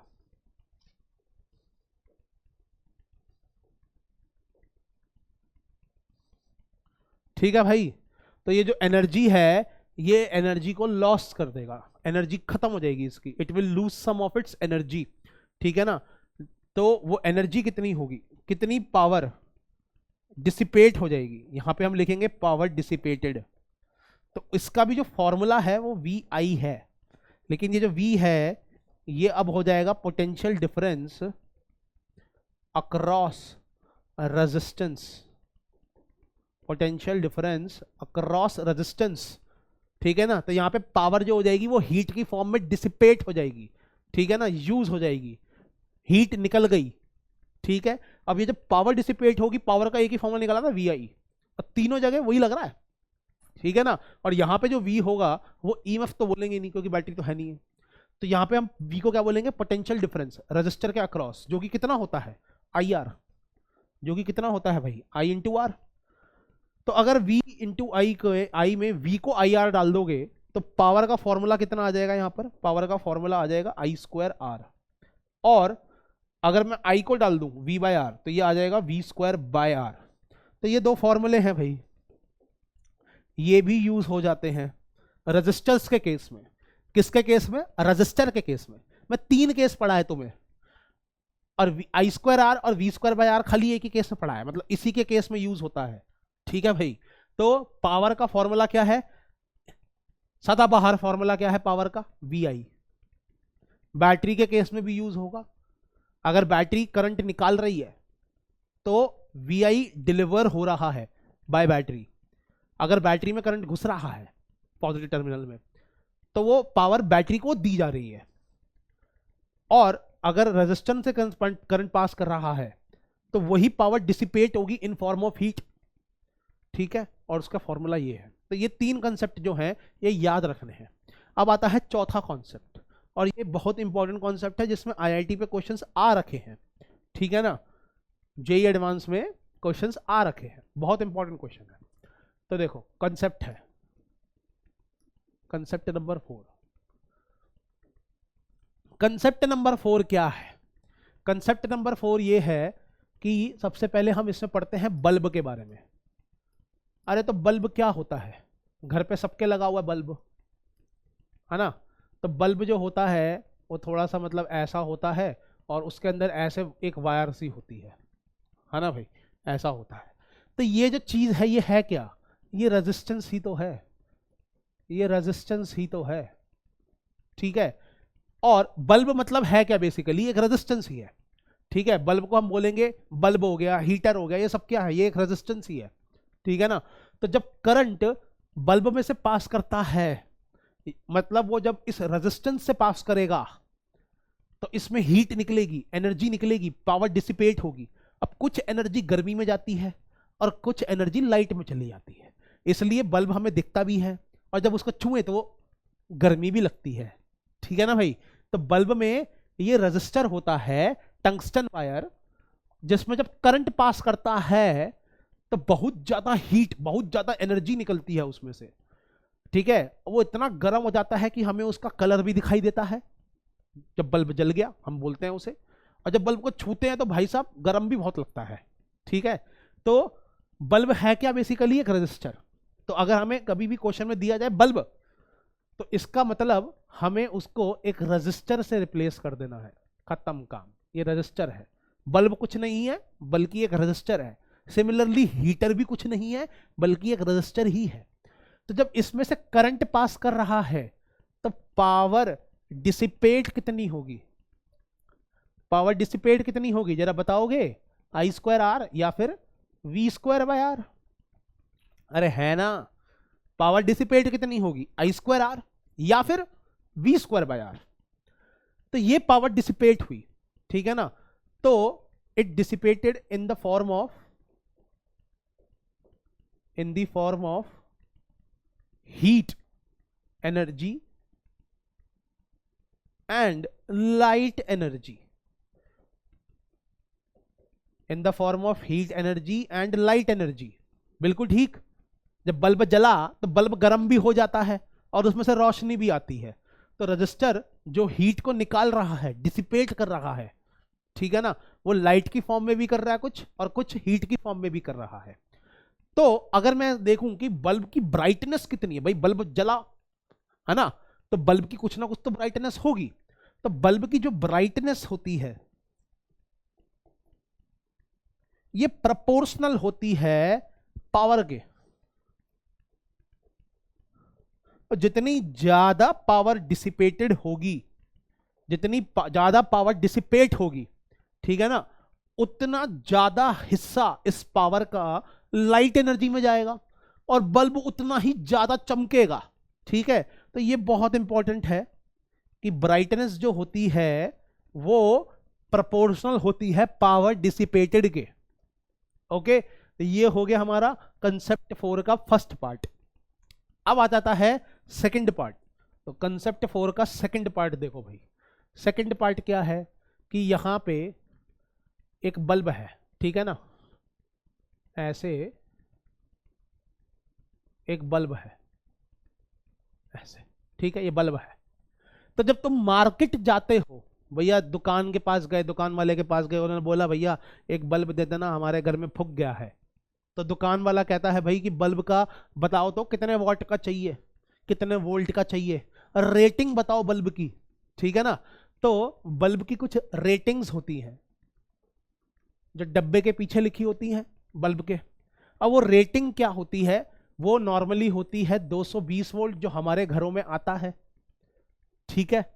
और लेट अस से ये बल्ब जो है ये 100 वॉट का है।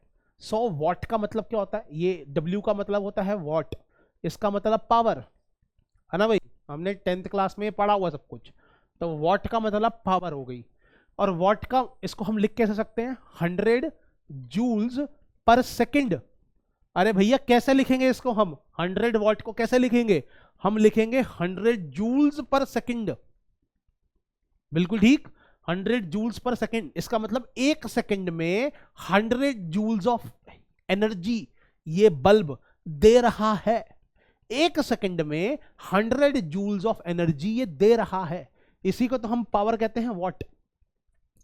1 joule upon 1 second is 1 what, ठीक है। तो ये चीज हो गई। तो अब ये रेटिंग कहना क्या चाह रही है, ये क्वेश्चंस में बहुत यूज होती है, ठीक है। तुम्हें दे दिया जाएगा क्वेश्चन में कि ये बल्ब है और ये उसकी रेटिंग्स है। तो बल्ब और रेटिंग अगर दे दी जाएगी क्वेश्चन में तो भाई समझ में तो आना चाहिए कि कह क्या रहा है।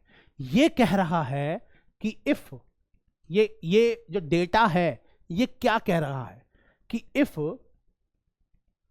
पोटेंशियल डिफरेंस ऑफ पीडी का मतलब पोटेंशियल डिफरेंस, ठीक है ना, PD potential difference of 220 volt is applied. अगर मैं इतना वोल्टेज अप्लाई करूंगा बल्ब को, is applied across bulb, then power dissipated. तो कितनी पावर डिसिपेट होगी, power dissipated is 100 joules per second, ठीक है भाई। तो अगर मैं 220 वोल्ट का पोटेंशियल डिफरेंस बल्ब को दूंगा तब जाके बल्ब चमकेगा और कितनी एनर्जी फेंकेगा एक सेकंड में, 100 जूल, ठीक है। तो 100 जूल की एनर्जी वो कब फेंकेगा बल्ब, जब हम उसको इतनी वोल्टेज दे देंगे। इससे कम दोगे तो कम फेंकेगा और इससे ज्यादा दे दी तो फूक जाएगा, ठीक है ना। तो रेटिंग का मतलब क्या है, ये 220 वोल्ट मैक्सिमम है। तो मैक्सिमम पोटेंशियल डिफरेंस जो हम बल्ब को दे सकते हैं, मैक्सिमम पोटेंशियल डिफरेंस है that can be applied across bulb. अगर रेटिंग में जो वोल्टेज लिखी हुई है इतना मैक्सिमम वोल्टेज हम इसको दे सकते हैं, और नहीं तो बल्ब फूक जाएगा, इससे ज्यादा दे दिया तो, ठीक है ना, फूक जाएगा, फ्यूज हो जाएगा फिर, ठीक है। तो इतनी मैक्सिमम वोल्टेज हम इसको दे सकते हैं। और जब इतनी मैक्सिमम वोल्टेज दे दोगे तब जाके ये अपनी मैक्सिमम एनर्जी रिलीज करेगा 100 जूल्स एक सेकंड में, ठीक है भाई। तो ये इसका मतलब है, ओके। तो ये हमारे पास हो गया। अगर इसकी रेजिस्टेंस निकालनी हो तो कैसे निकालेंगे भाई, इसकी रेजिस्टेंस निकालनी हो तो कैसे निकालेंगे। सर आपने बताया तो पावर जो होता है वो तो V²/R होता है, बिल्कुल ठीक। तो सर यहां से रेजिस्टेंस अगर निकालना होगा तो V²/P निकाल लेंगे। और अभी V² आपने दिया है कि भैया वो 220 है, उसका स्क्वायर कर दो, पावर है 100, तो ये आ जाएगा 220 इंटू 220 डिवाइडेड बाई 100। ये 2 जीरो कट जाएंगे यहाँ से आ जाएगा 484, तो 484 ओम्स आ गया। तो ऐसे आप रेजिस्टेंस भी निकाल सकते हो, रेटिंग दे रखी होगी तो आप उससे रेजिस्टेंस निकाल लो बल्ब की, ठीक है ना। तो calculation of resistance of bulb है ये।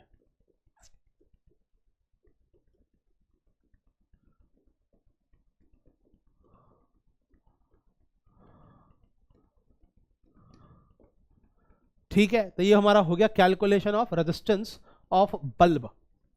बिल्कुल ठीक। आगे बढ़े थोड़ा सा और आगे बढ़ते हैं। तो ये कंसेप्ट 4 का पार्ट बी है। अब कंसेप्ट 4 का पार्ट सी देखो भाई, पार्ट सी। तो क्या है, एक एग्जाम्पल ले रहे हैं, एक एग्जाम्पल ले रहा हूं कि एक है हमारा बल्ब 1, और बल्ब 1 का है, बल्ब 1 क्या कह रहा है भैया, बल्ब 1 कह रहा है कि 220 वोल्ट पर 100 वॉट देगा। एक है बल्ब 2, ये क्या कह रहा है कि 220 वोल्ट पर 60 वॉट मतलब 60 जूल एनर्जी देगा 1 सेकंड में। एक है बल्ब 3, और बल्ब 3 क्या कह रहा है कि 220 वोल्ट पे ये 40 वॉट एनर्जी देगा। अरे बिल्कुल ठीक है। तो जैसे ही हमें रेटिंग्स मिलेंगी तो सबसे पहले रेजिस्टेंस निकाल लो, कुछ करना ही नहीं, सबसे पहले रेजिस्टेंस निकाल लो। तो इसकी रेजिस्टेंस कितनी हुई भाई, इसकी रेजिस्टेंस कितनी हुई, रेजिस्टेंस हो गई इसकी v स्क्वायर अपॉन p, है ना भाई। तो v स्क्वायर कितना आ जाएगा, 220 का whole square upon power, power है 100। सॉल्व मत करो, ऐसे ही रहने दो।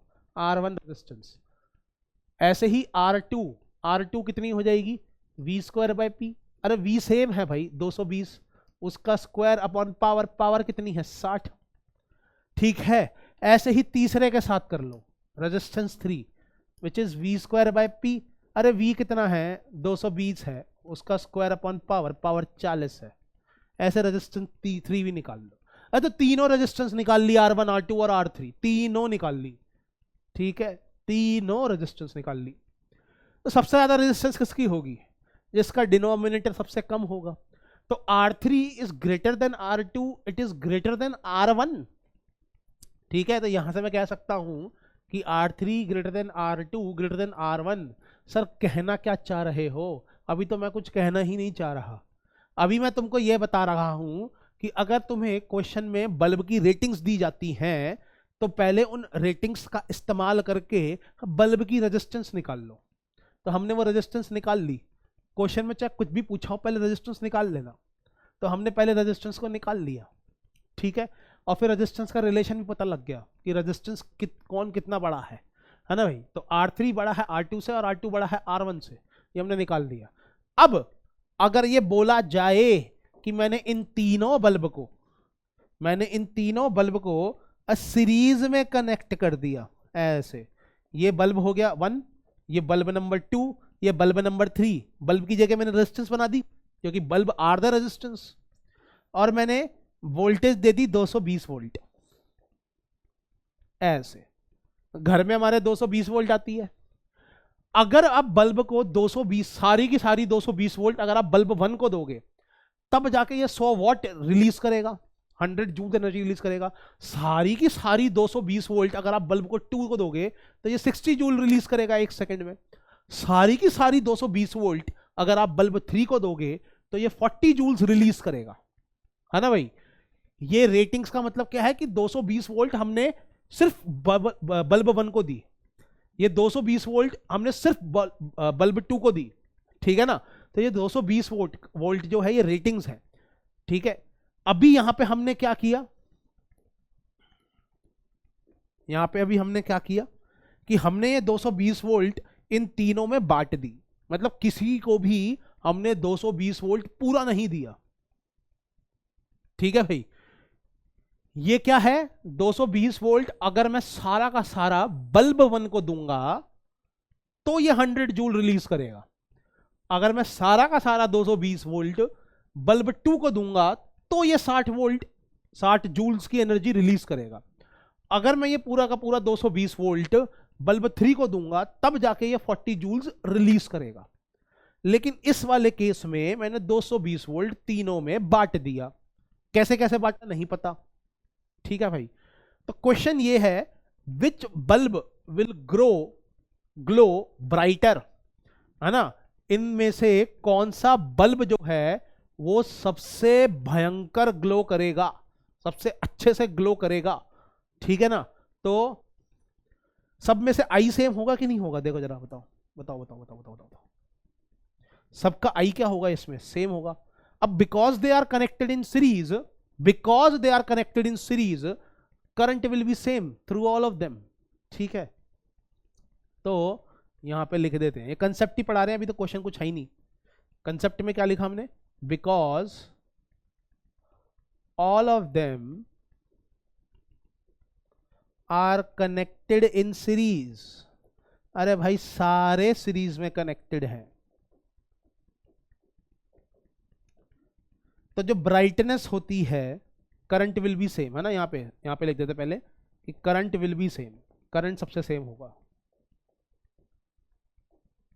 तो जो ब्राइटनेस होती है, बल्ब कितना ग्लो करेगा, वो डिपेंड करता है पावर पर। और जब पावर होती है वो होती है I²R। करंट सेम है ना सबका, तो करंट केवल रिलेशन में लिखो I²R, V²R नहीं करेंगे हम, सबका करंट सेम है ना। तो सबका करंट सेम है तो सबके लिए कंपेयर करने का यही फॉर्मूला बेस्ट रहेगा, I²R। तो जिसकी रेजिस्टेंस भाई ज्यादा होगी उतनी ज्यादा उसकी पावर होगी, और जितनी ज्यादा पावर होगी उतनी ज्यादा उसकी ब्राइटनेस होगी, है ना भाई। और रेजिस्टेंस ज्यादा किसकी है, R3 की। ठीक है। तो ब्राइटनेस भी R3 की ज्यादा होगी। ये जो R3 वाला बल्ब है 40 वॉट वाला, ठीक है, वैसे ये इन तीनों के मुकाबले, इन दोनों के मुकाबले कम एनर्जी देता। अगर इसको 220 वोल्ट खाली दोगे, खाली इसको 220 वोल्ट दोगे तो ये 100 जूल फेंकेगा। खाली इसको 220 वोल्ट दोगे तो 60 जूल्स फेंकता है। खाली इसको 220 वोल्ट दोगे तो 40 जूल्स फेंक पाएगा। लेकिन जब हम इन तीनों को सीरीज में कनेक्ट करेंगे तो सबसे करंट क्या जाएगा, सेम। तो पावर क्या हो जाएगी, I²R। तो पावर प्रोपोर्शनल है R के। तो R बढ़ाओगे पावर बढ़ेगी, पावर जितनी ज्यादा होगी ब्राइटनेस उतनी ज्यादा होगी। तो R सबसे ज्यादा तो किसका है, ये 40 वॉट वाले का। ओके। तो जो लो पावर का बल्ब है वो ज्यादा ग्लो करेगा जब सीरीज में लगे होंगे। ठीक है ना। तो यहां पे हम क्या लिख देंगे, नोट बना के, क्या कंसेप्ट सीखा हमें, हमने ये सीखा कि जो लो पावर बल्ब है ग्लो मोर इन सीरीज, ये सबसे ज्यादा जलेगा भाई, भयंकर रोशनी फेंकेगा, जिंदगी में सुहरानापन ला देगा। ठीक है भाई। तो low power bulb glow more in series. ठीक है। जब ये सीरीज में लगे होंगे तो वहां पे लिख दिया गया है। अब आ जाते हैं ऐसे ही कि अगर भैया ये पैरेलल में लगा दे तो क्या होगा। ठीक है ना। तो ये एग्जांपल था सी का। नाउ अगर मैं इन तीनों को किस में लगा दूं भाई, पैरेलल में लगा दूं। ठीक है भाई।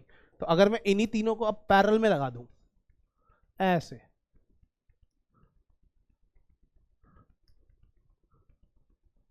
when all bulb are connected in parallel,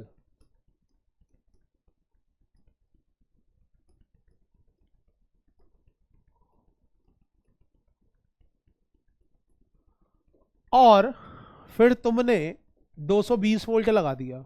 अब बताओ, इसको भी 220 वोल्ट दे दिया, इसको भी दे दिया, इसको भी दे दिया, सबका पोटेंशियल डिफरेंस सेम होगा।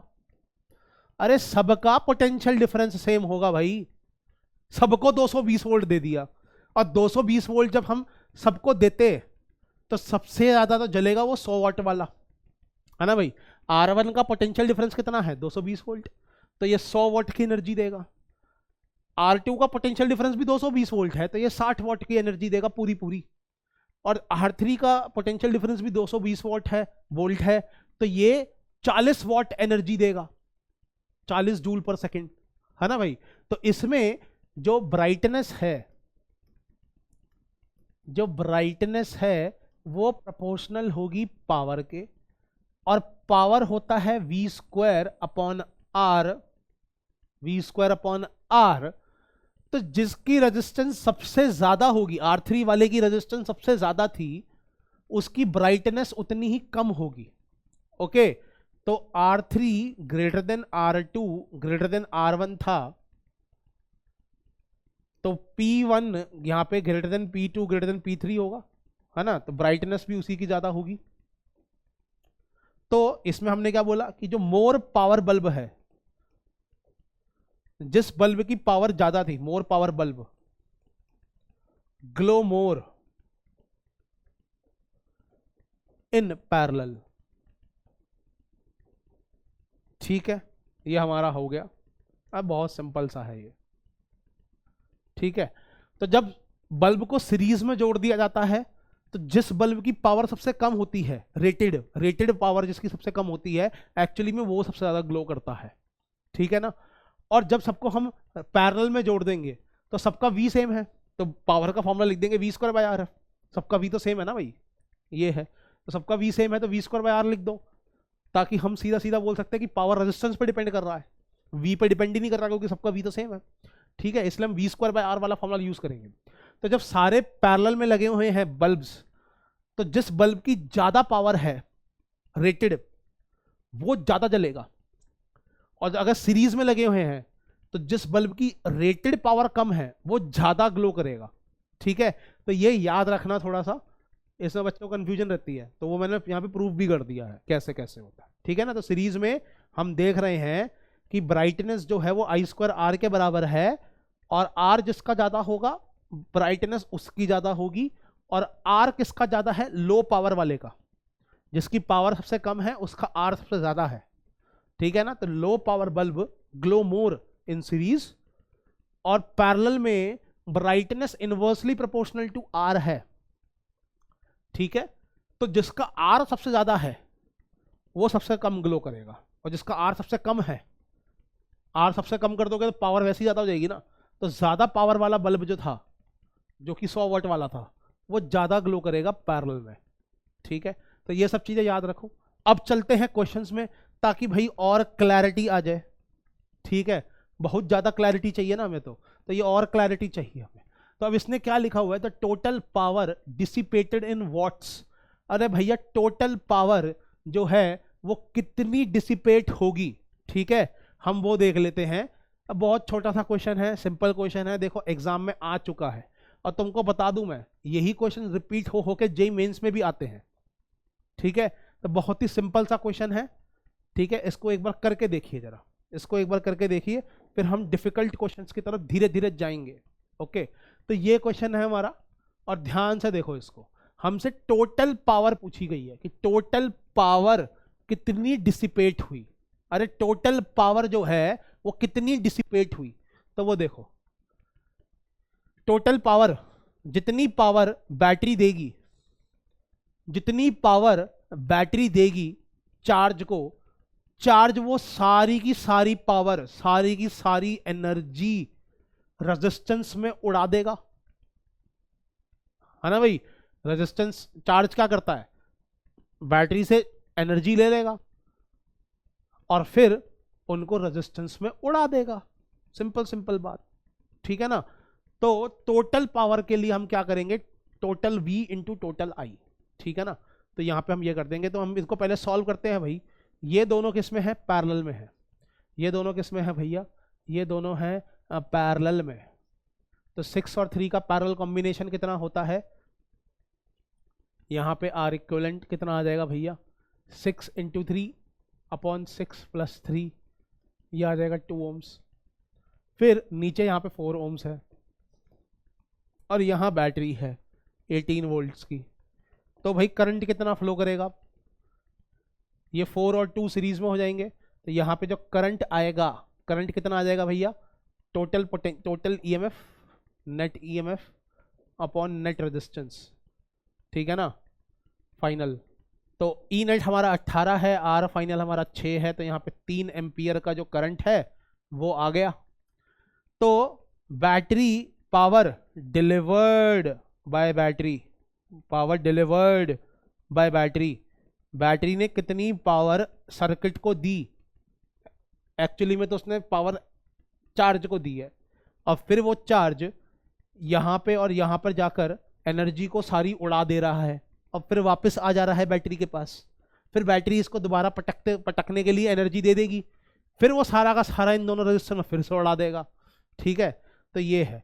तो पावर डिलीवर्ड बाय बैटरी कितना होता है भाई, वो वी आई होता है। अब वी कितना है, वो है 18 वोल्ट्स, और करंट कितना है, वो है 3 एम्पियर। तो ये कितना आ जाएगा भाई, ये आ जाएगा 54 जूल्स पर सेकेंड और 54 वॉट्स। ठीक है भाई, तो आंसर है 54 वॉट्स। ये अपना आ चुका। अरे बहुत सिंपल क्वेश्चन था, ठीक है ना, पेपर भी कुछ ज़्यादा टफ नहीं है, वो भी सिंपल ही है, लेकिन कंसेप्ट के लिए अच्छा क्वेश्चन था, ठीक है, बनाने के लिए। आगे बढ़ते हैं, ये भी एक वैसा ही क्वेश्चन है। तो अब यहाँ पे देखो जरा, a current of 3 ampere flows through 2 ohm resistance. अरे भाई, a current of 3 ampere flows through 2 ohm resistance. 3 ampere current flow कर रहा है 2 ओम वाले से, और हमें निकालना है पावर कितनी डिसिपेट हुई 5 ओम वाले से। हमें इसका पावर निकालना है, तो इसका पावर कितना होगा 5 ओम वाले का, या तो हम वी स्क्वायर बाय आर से निकाल लेंगे और आई स्क्वायर आर से निकाल लेंगे, जिसमें आर तो 5 ओम होगा। तो हमें इसके थ्रू या तो करंट निकालना है या इसके अक्रॉस पोटेंशियल डिफरेंस कितना है वो निकालना है ना भाई। तो ये चीजें निकालनी है हमें। तो बहुत सिंपल सा है, देखो जरा, अगर ये पॉइंट मैं ए ले लेता हूं तो ये भी ए है और ये भी ए है, भाई तीनों पैरेलल में दिख रहे हैं, मैं यही करता हूं हमेशा। ये भी बी है, ये भी बी है और ये भी बी है, बिल्कुल ठीक। तो V A minus V B कितना हो गया, पोटेंशियल डिफरेंस कितना हुआ भैया यहां पर, वी ए, सॉल्यूशन लिख लेते हैं अब इसका। तो भैया V A minus V B potential difference कितना हुआ, वो हुआ आई इंटू आर। आई कितना है, आई कितना है 3 एम्पियर, और आर कितना है 2 ओम्स। तो ये आ गया 6 वोल्ट का पोटेंशियल डिफरेंस। अब यही 6 वोल्ट का पोटेंशियल डिफरेंस वो यहां पे होगा 6 ओम्स। टोटल मिला के देखो करंट, टोटल रेजिस्टेंस कितना है 6 ओम्स है ना भाई। तो ऑल्सो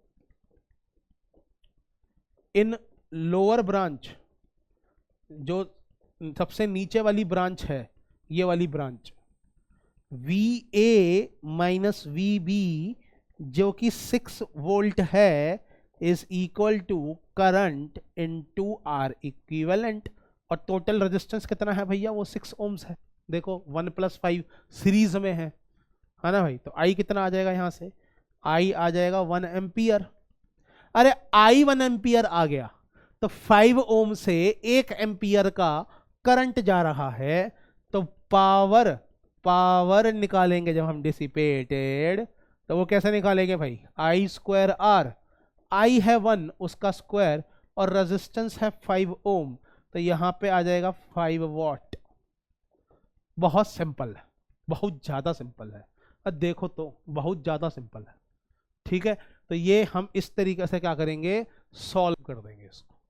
ओके, आगे बढ़ते हैं नेक्स्ट क्वेश्चन के लिए। अब ये नेक्स्ट क्वेश्चन आया, ठीक है। इस नेक्स्ट क्वेश्चन को देखो, ये है आईआईटी जेईई का 2008 का पेपर 1 का है क्वेश्चन ये। अब देखो कितना सिंपल सा है। इसने क्या बोला है, figure shows 3 register configuration.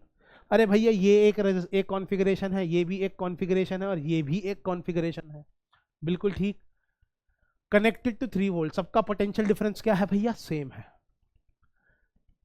If the power dissipated by the configuration R1, इसमें जो पावर डिसिपेट हुई उसको P1 बोला गया है, इसमें जो पावर डिसिपेट हुई टोटल उसको P2 बोला गया है, और इस वाले में जो पावर डिसिपेट हुई वो P3 बोला गया है।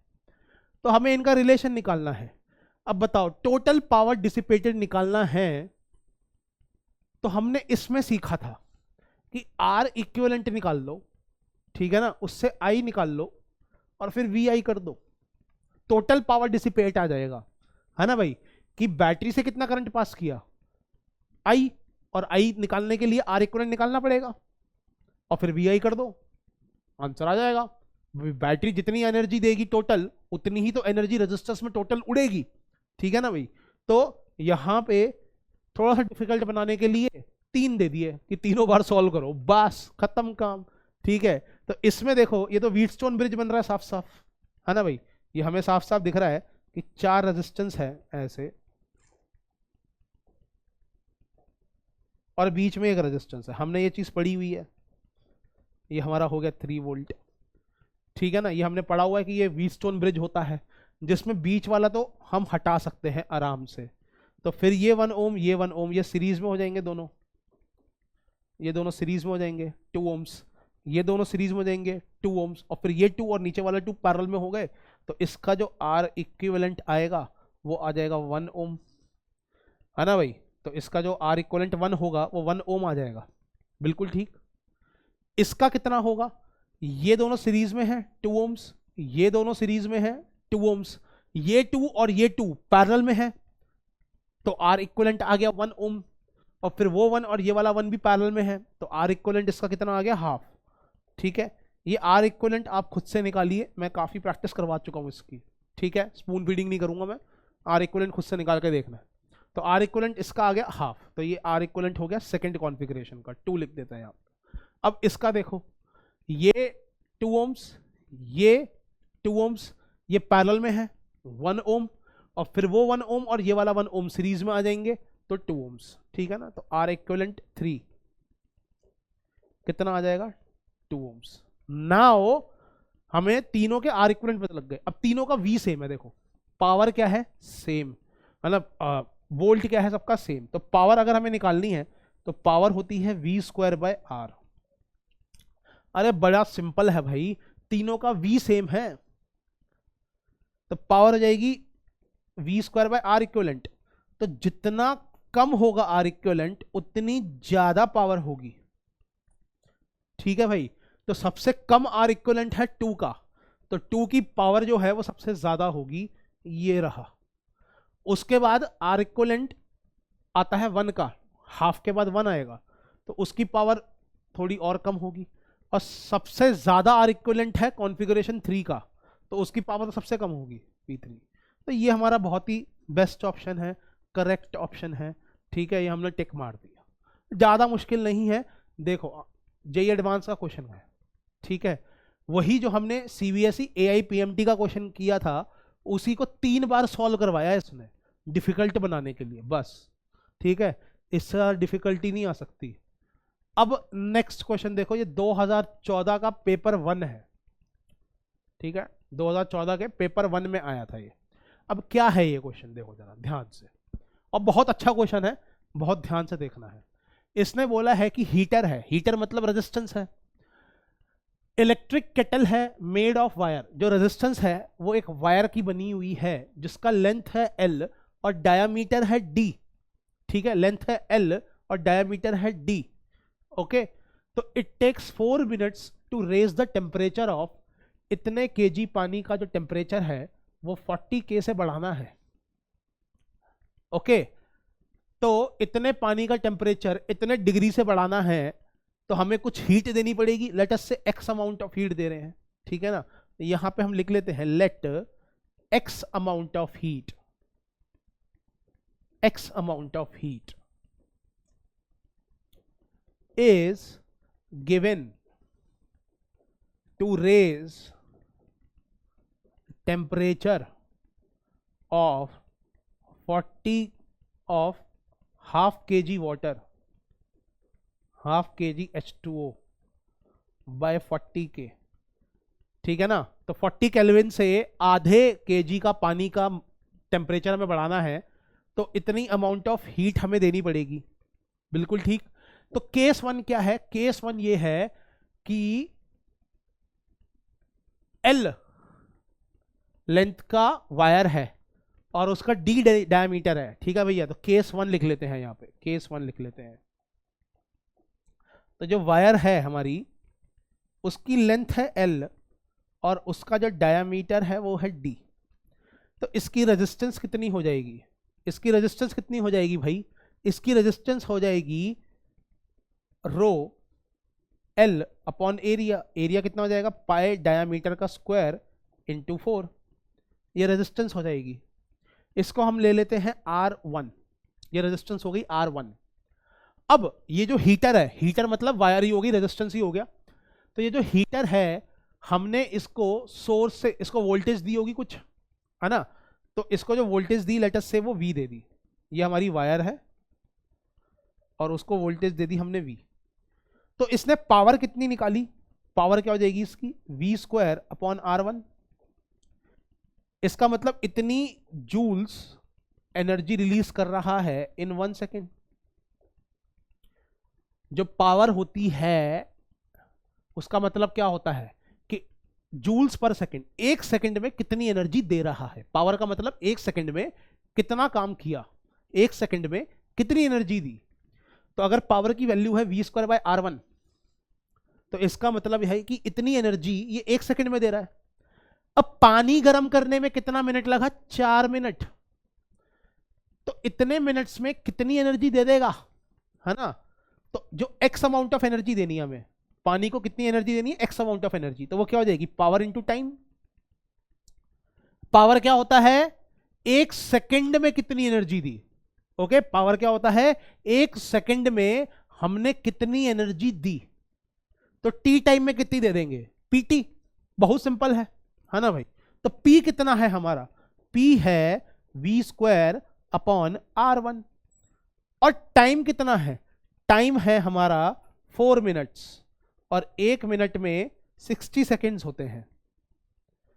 तो ये हमारा आ गया x की वैल्यू, ये हमारे आ गई x की वैल्यू। ओके, तो ये हमने निकाल लिया। ये केस 1 है। अब आ जाते हैं केस 2 पे, अलग रंग से लिख लेते हैं केस 2 को।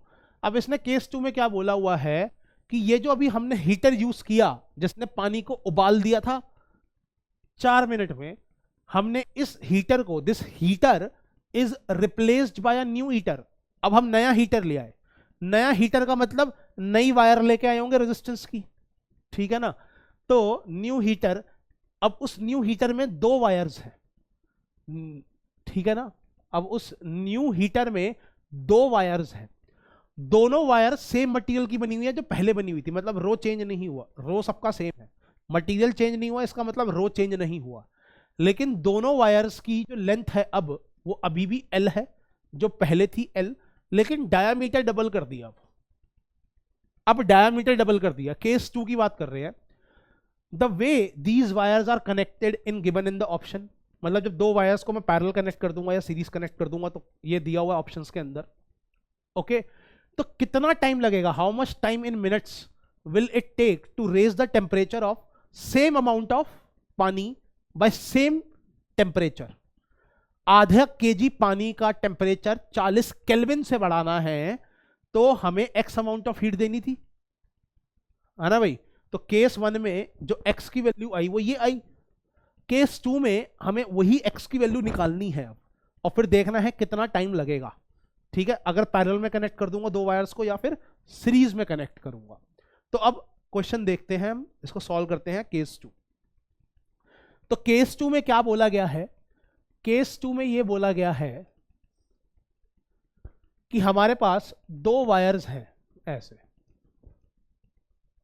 दोनों की लेंथ कितनी है L, और लेकिन अब जो डायामीटर है वो 2D है, ठीक है भैया।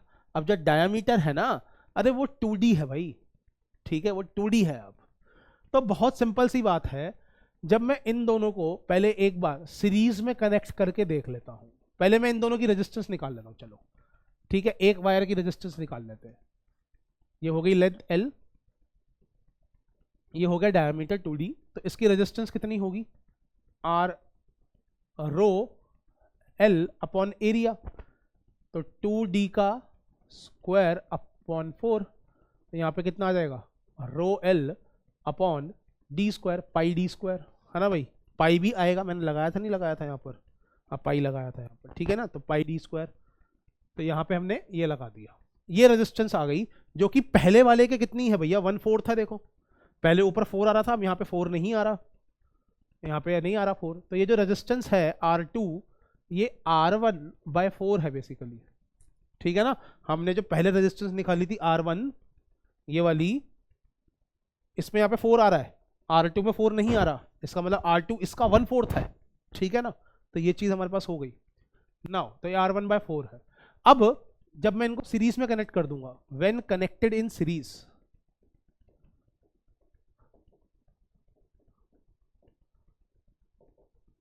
तो R इक्विवेलेंट कितना हो जाएगा, ट्वाइस ऑफ R2। भाई जब मैं इन दोनों को सीरीज में कनेक्ट कर दूंगा R2 को, तो R इक्विवेलेंट कितना हो जाएगा भाई, ट्वाइस ऑफ R2 ना। तो ट्वाइस ऑफ R2 कितना हो जाएगा, ट्वाइस ऑफ R1/4, तो ये आ जाएगा R1/2। तो पावर कितनी हो जाएगी, अब पावर होगी V² अपॉन R इक्विवेलेंट। नया रेजिस्टेंस R इक्विवेलेंट है, तो अब R इक्विवेलेंट किसके बराबर है, V²/R1 डिवाइड बाई 2 ऐसे। तो ये हमारा हो जाएगा ट्वाइस ऑफ V²/R1। बिल्कुल ठीक।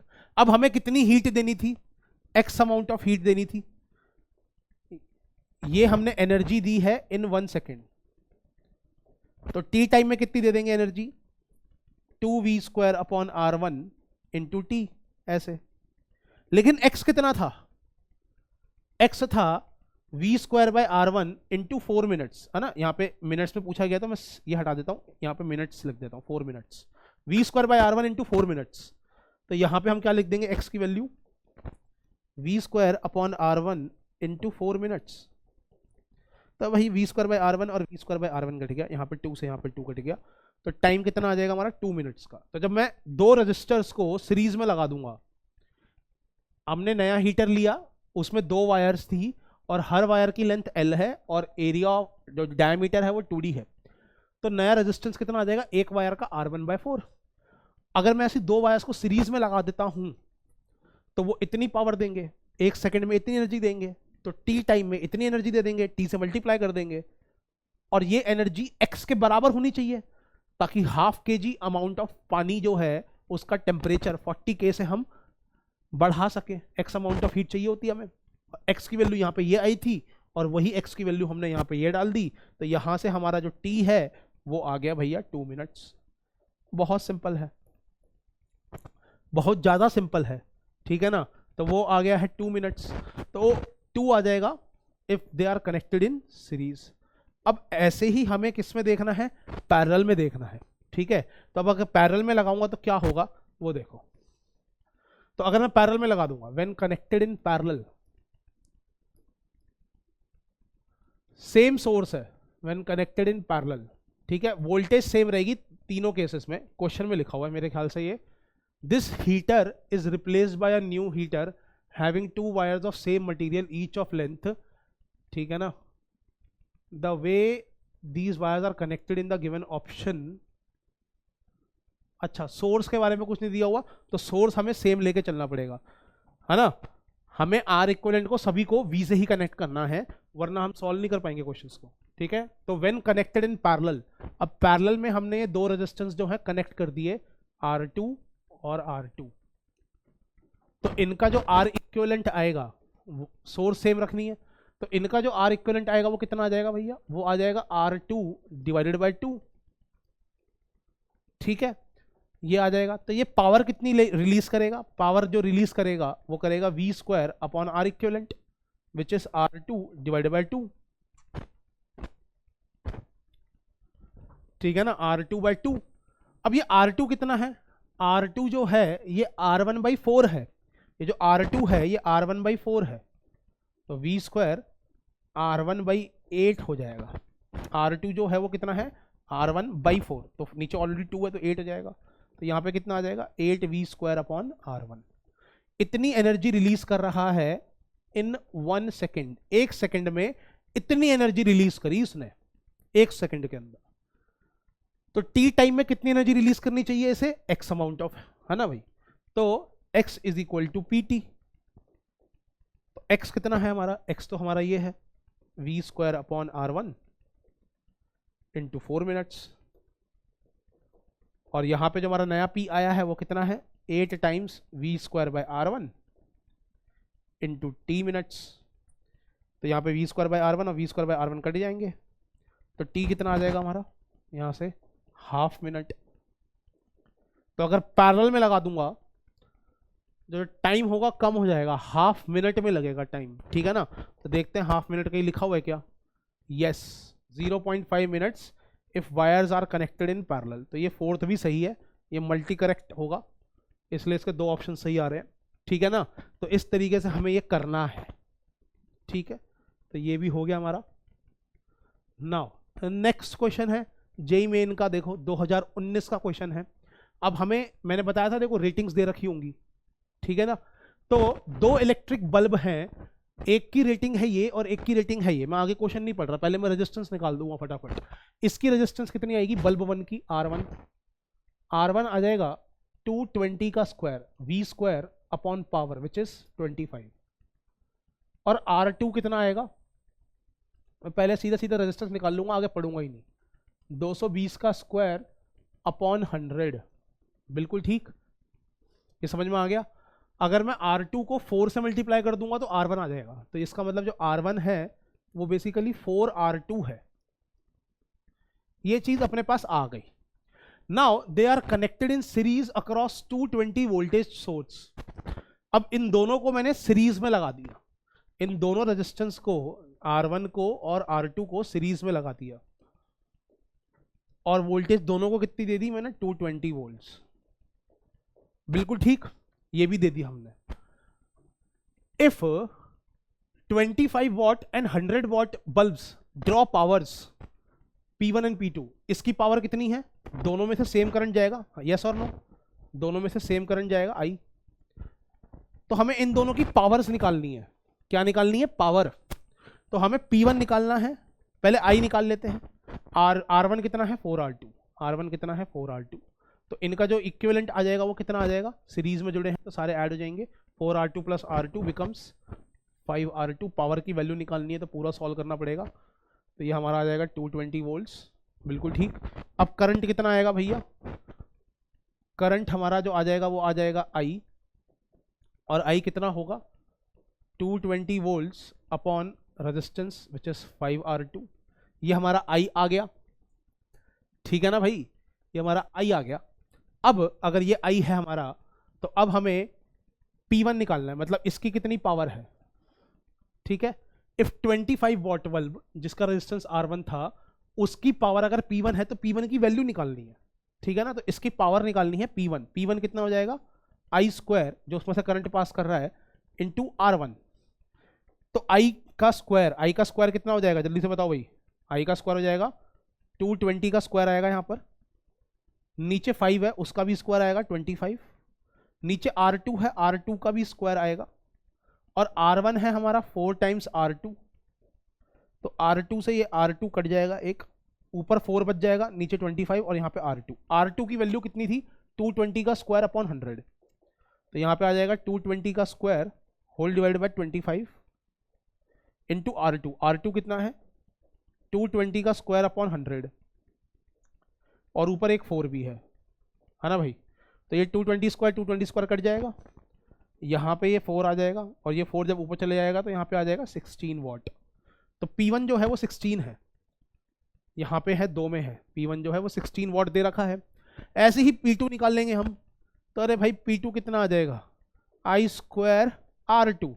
तो I कितना है, I है 220 का होल स्क्वायर अपॉन 25 R2 का होल स्क्वायर इंटू R2। तो ये चीज़ कट जाएगी, यहाँ पे R2 आ जाएगा। अब जब यहाँ पे मैं R2 की वैल्यू डालूंगा विच इज 220 स्क्वायर बाय 100, तो सॉल्व करके देखना, यहाँ पे आ जाएगा 4 वॉट। तो यहाँ पे 4 वॉट ये रहा, इसलिए इसका आंसर जो होगा वो 4th होगा। समझ में आ गई बात, कैसे सॉल्व कर रहा हूं मैं। सिंपल सा है क्वेश्चन काफी। इनमें से कौन सा ज्यादा ग्लो करेगा, इसमें से किसकी पावर ज्यादा होगी। लो पावर बल्ब 25 वॉट वाला जो पावर है, लो पावर बल्ब ये वाला ग्लो मोर इन सीरीज, मतलब इसके पास ज्यादा पावर आएगी। तो R1 और R2 में से ज्यादा पावर R1 की होगी, मतलब P1 ज्यादा होगा P2 से। तो ये दोनों ऑप्शन तो वैसे ही नहीं है, इन्हीं दोनों में से हो सकता है, ठीक है ना, और वो हमने देख लिया। तो low power bulb glow more in series है ना। तो जिस बल्ब का पावर कम है, यानी कि R1 का, उसके पास ज्यादा पावर आएगी, तो उससे भी एलिमिनेट कर सकते हो ऑप्शंस, ठीक है ना। वैसे निकाल के दिखाई दिए मैंने। चलो आगे बढ़ते हैं। ये नेक्स्ट क्वेश्चन है, ठीक है। ये नेक्स्ट क्वेश्चन देखो, ये 2010 के पेपर में आया था, ये 2010 के पेपर में आया था, ठीक है। अब इसका आंसर आप खुद से एक बार निकाल के देखिए। मैं आपको बता देता हूं कि जो इसका आंसर है वो है 4th, ठीक है।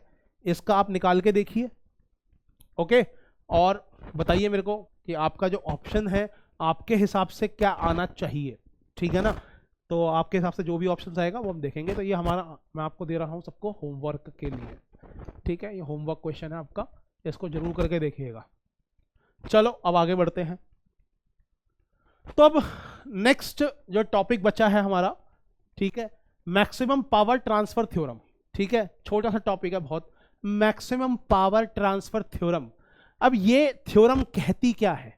ये थ्योरम कहती है कि मान लो सर्किट में एक एक्सटर्नल रेजिस्टेंस है, ये वाला, एक बैटरी है, और एक ये दूसरा रेजिस्टेंस है R, ठीक है। स्मॉल r लिख देते हैं इसको ऐसे, और बैटरी का जो EMF है वो E है। अरे भाई तो मेरे को बताओ इसमें करंट कितना फ्लो करेगा? ये पावर, ये हमारा सर्किट हो गया है ना भाई। तो ये हमारा सर्किट हो गया, इसमें करंट कितना आएगा भाई? जल्दी से बताओ जरा सबके सब, है ना। करंट कितना आ जाएगा? वो आ जाएगा E upon total resistance which is R external plus small r। बिल्कुल ठीक। अब R एक्सटर्नल को पावर कितनी डिलीवर हुई? पावर डिलीवर्ड बाय बैटरी, भाई बैटरी ही एनर्जी दे रही है, तो बैटरी ने कितनी एनर्जी दी? टू R एक्सटर्नल, ठीक है भाई। बैटरी ने जो एनर्जी दी चार्ज को, चार्ज उस एनर्जी को पूरा उड़ाएगा, कुछ इस रजिस्टर में कुछ इस रजिस्टर में, ठीक है ना। तो इस रजिस्टर में कितनी एनर्जी उड़ा दी गई, तो power delivered by battery to R external, वो कितना हो जाता है भाई? वो हो जाएगा I square into R external, है ना भाई। तो I स्क्वायर कितना है? I स्क्वायर हो जाएगा हमारा E square upon R external plus small r का whole square into R external, ये आ जाएगा, ये आ जाएगा।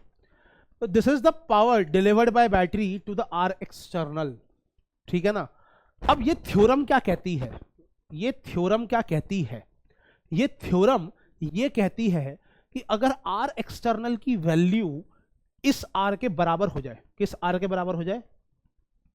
इस R के बराबर हो जाए, ये R एक्सटर्नल अगर इस R के बराबर हो जाए, तो ये जो पावर है it will be maximum, maximum power transfer कर रही है। तो बैटरी सबसे ज्यादा एनर्जी इस रजिस्टर को देगा, कब?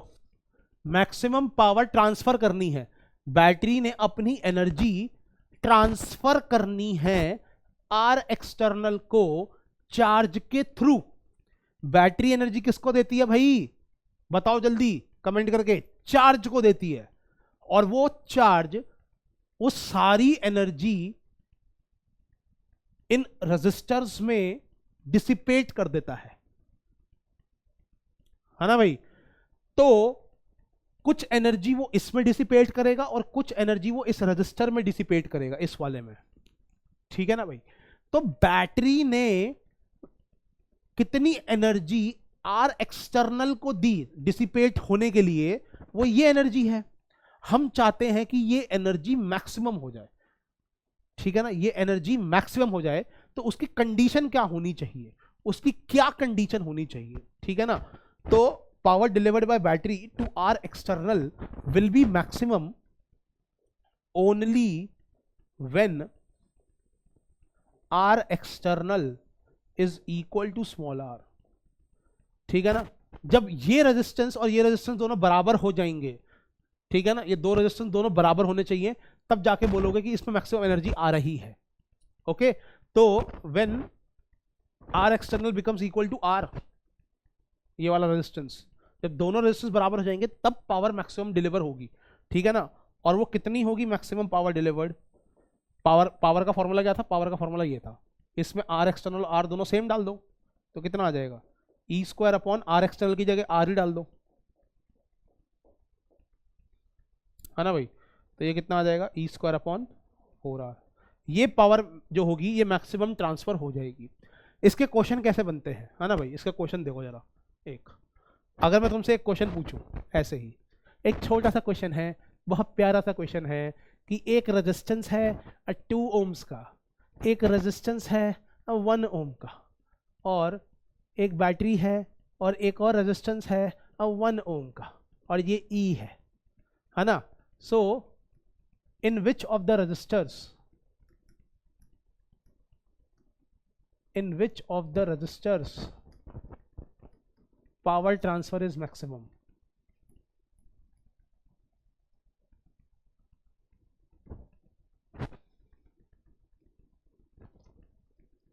Power transfer is maximum. Battery ने जो एनर्जी दी, मैक्सिमम एनर्जी किस रजिस्टर के थ्रू उड़ रही है, हमें ये निकालना है, ठीक है ना।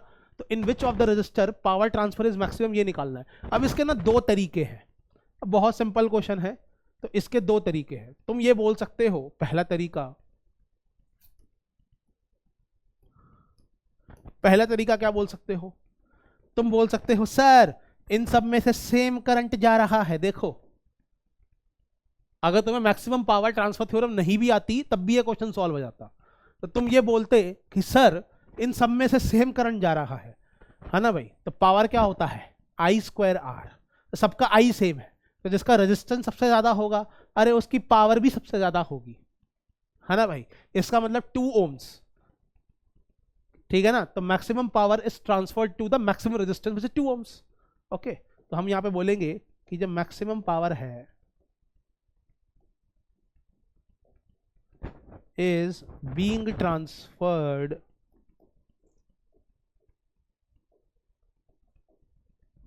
To 2 ohms. सिंपल बात है, ठीक है ना। और तुम ये बोल सकते थे कि सर आपने हमें बताया था कि ये 2 रजिस्टर्स हैं खाली सर्किट के अंदर, तो इन दोनों की वैल्यू क्या होनी चाहिए, सेम होनी चाहिए, ताकि पावर मैक्सिमम आए। यहां पे हमें 3 दिख रहे हैं, तो मैं इन 1 और 1 को सीरीज में लेके 2 बना सकता हूं। तो एक मेरा 2 ओम्स ये वाला जो है, ये बन जाएगा आर एक्सटर्नल, ये बन जाएगा E, और ये दोनों 1 जो है ये मिला के भी इधर स्मॉल आर जो बन गया 2 ओम्स, वो बन गए, है ना भाई। तो आर एक्सटर्नल आर के बराबर हो गया, यही वाला जो आर है वो इन दोनों के सम के बराबर है। तो मतलब इन दोनों का जो सम है वो स्मॉल आर है, और ये आर एक्सटर्नल हमने 2 ओम्स ले लिया, तो इससे मैक्सिमम पावर डिलीवर हो रही होगी, खत्म काम, ठीक है ना। तो ऐसे भी बोल सकते हो, है ना sir. So according to maximum power transfer theorem,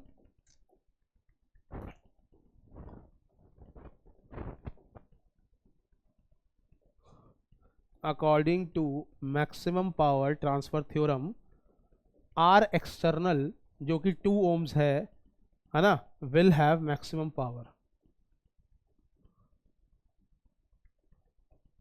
खत्म। फर्जी थ्योरम है थोड़ी सी, पर है तो सिलेबस में तो हम कर रहे हैं, ठीक है ना। इससे भी निकाल ही सकते हो, जितना पढ़ाया है उससे भी निकाल ही दोगे कि किससे मैक्सिमम पावर ज्यादा ट्रांसफर हो रही है, ठीक है ना। ये चीज है।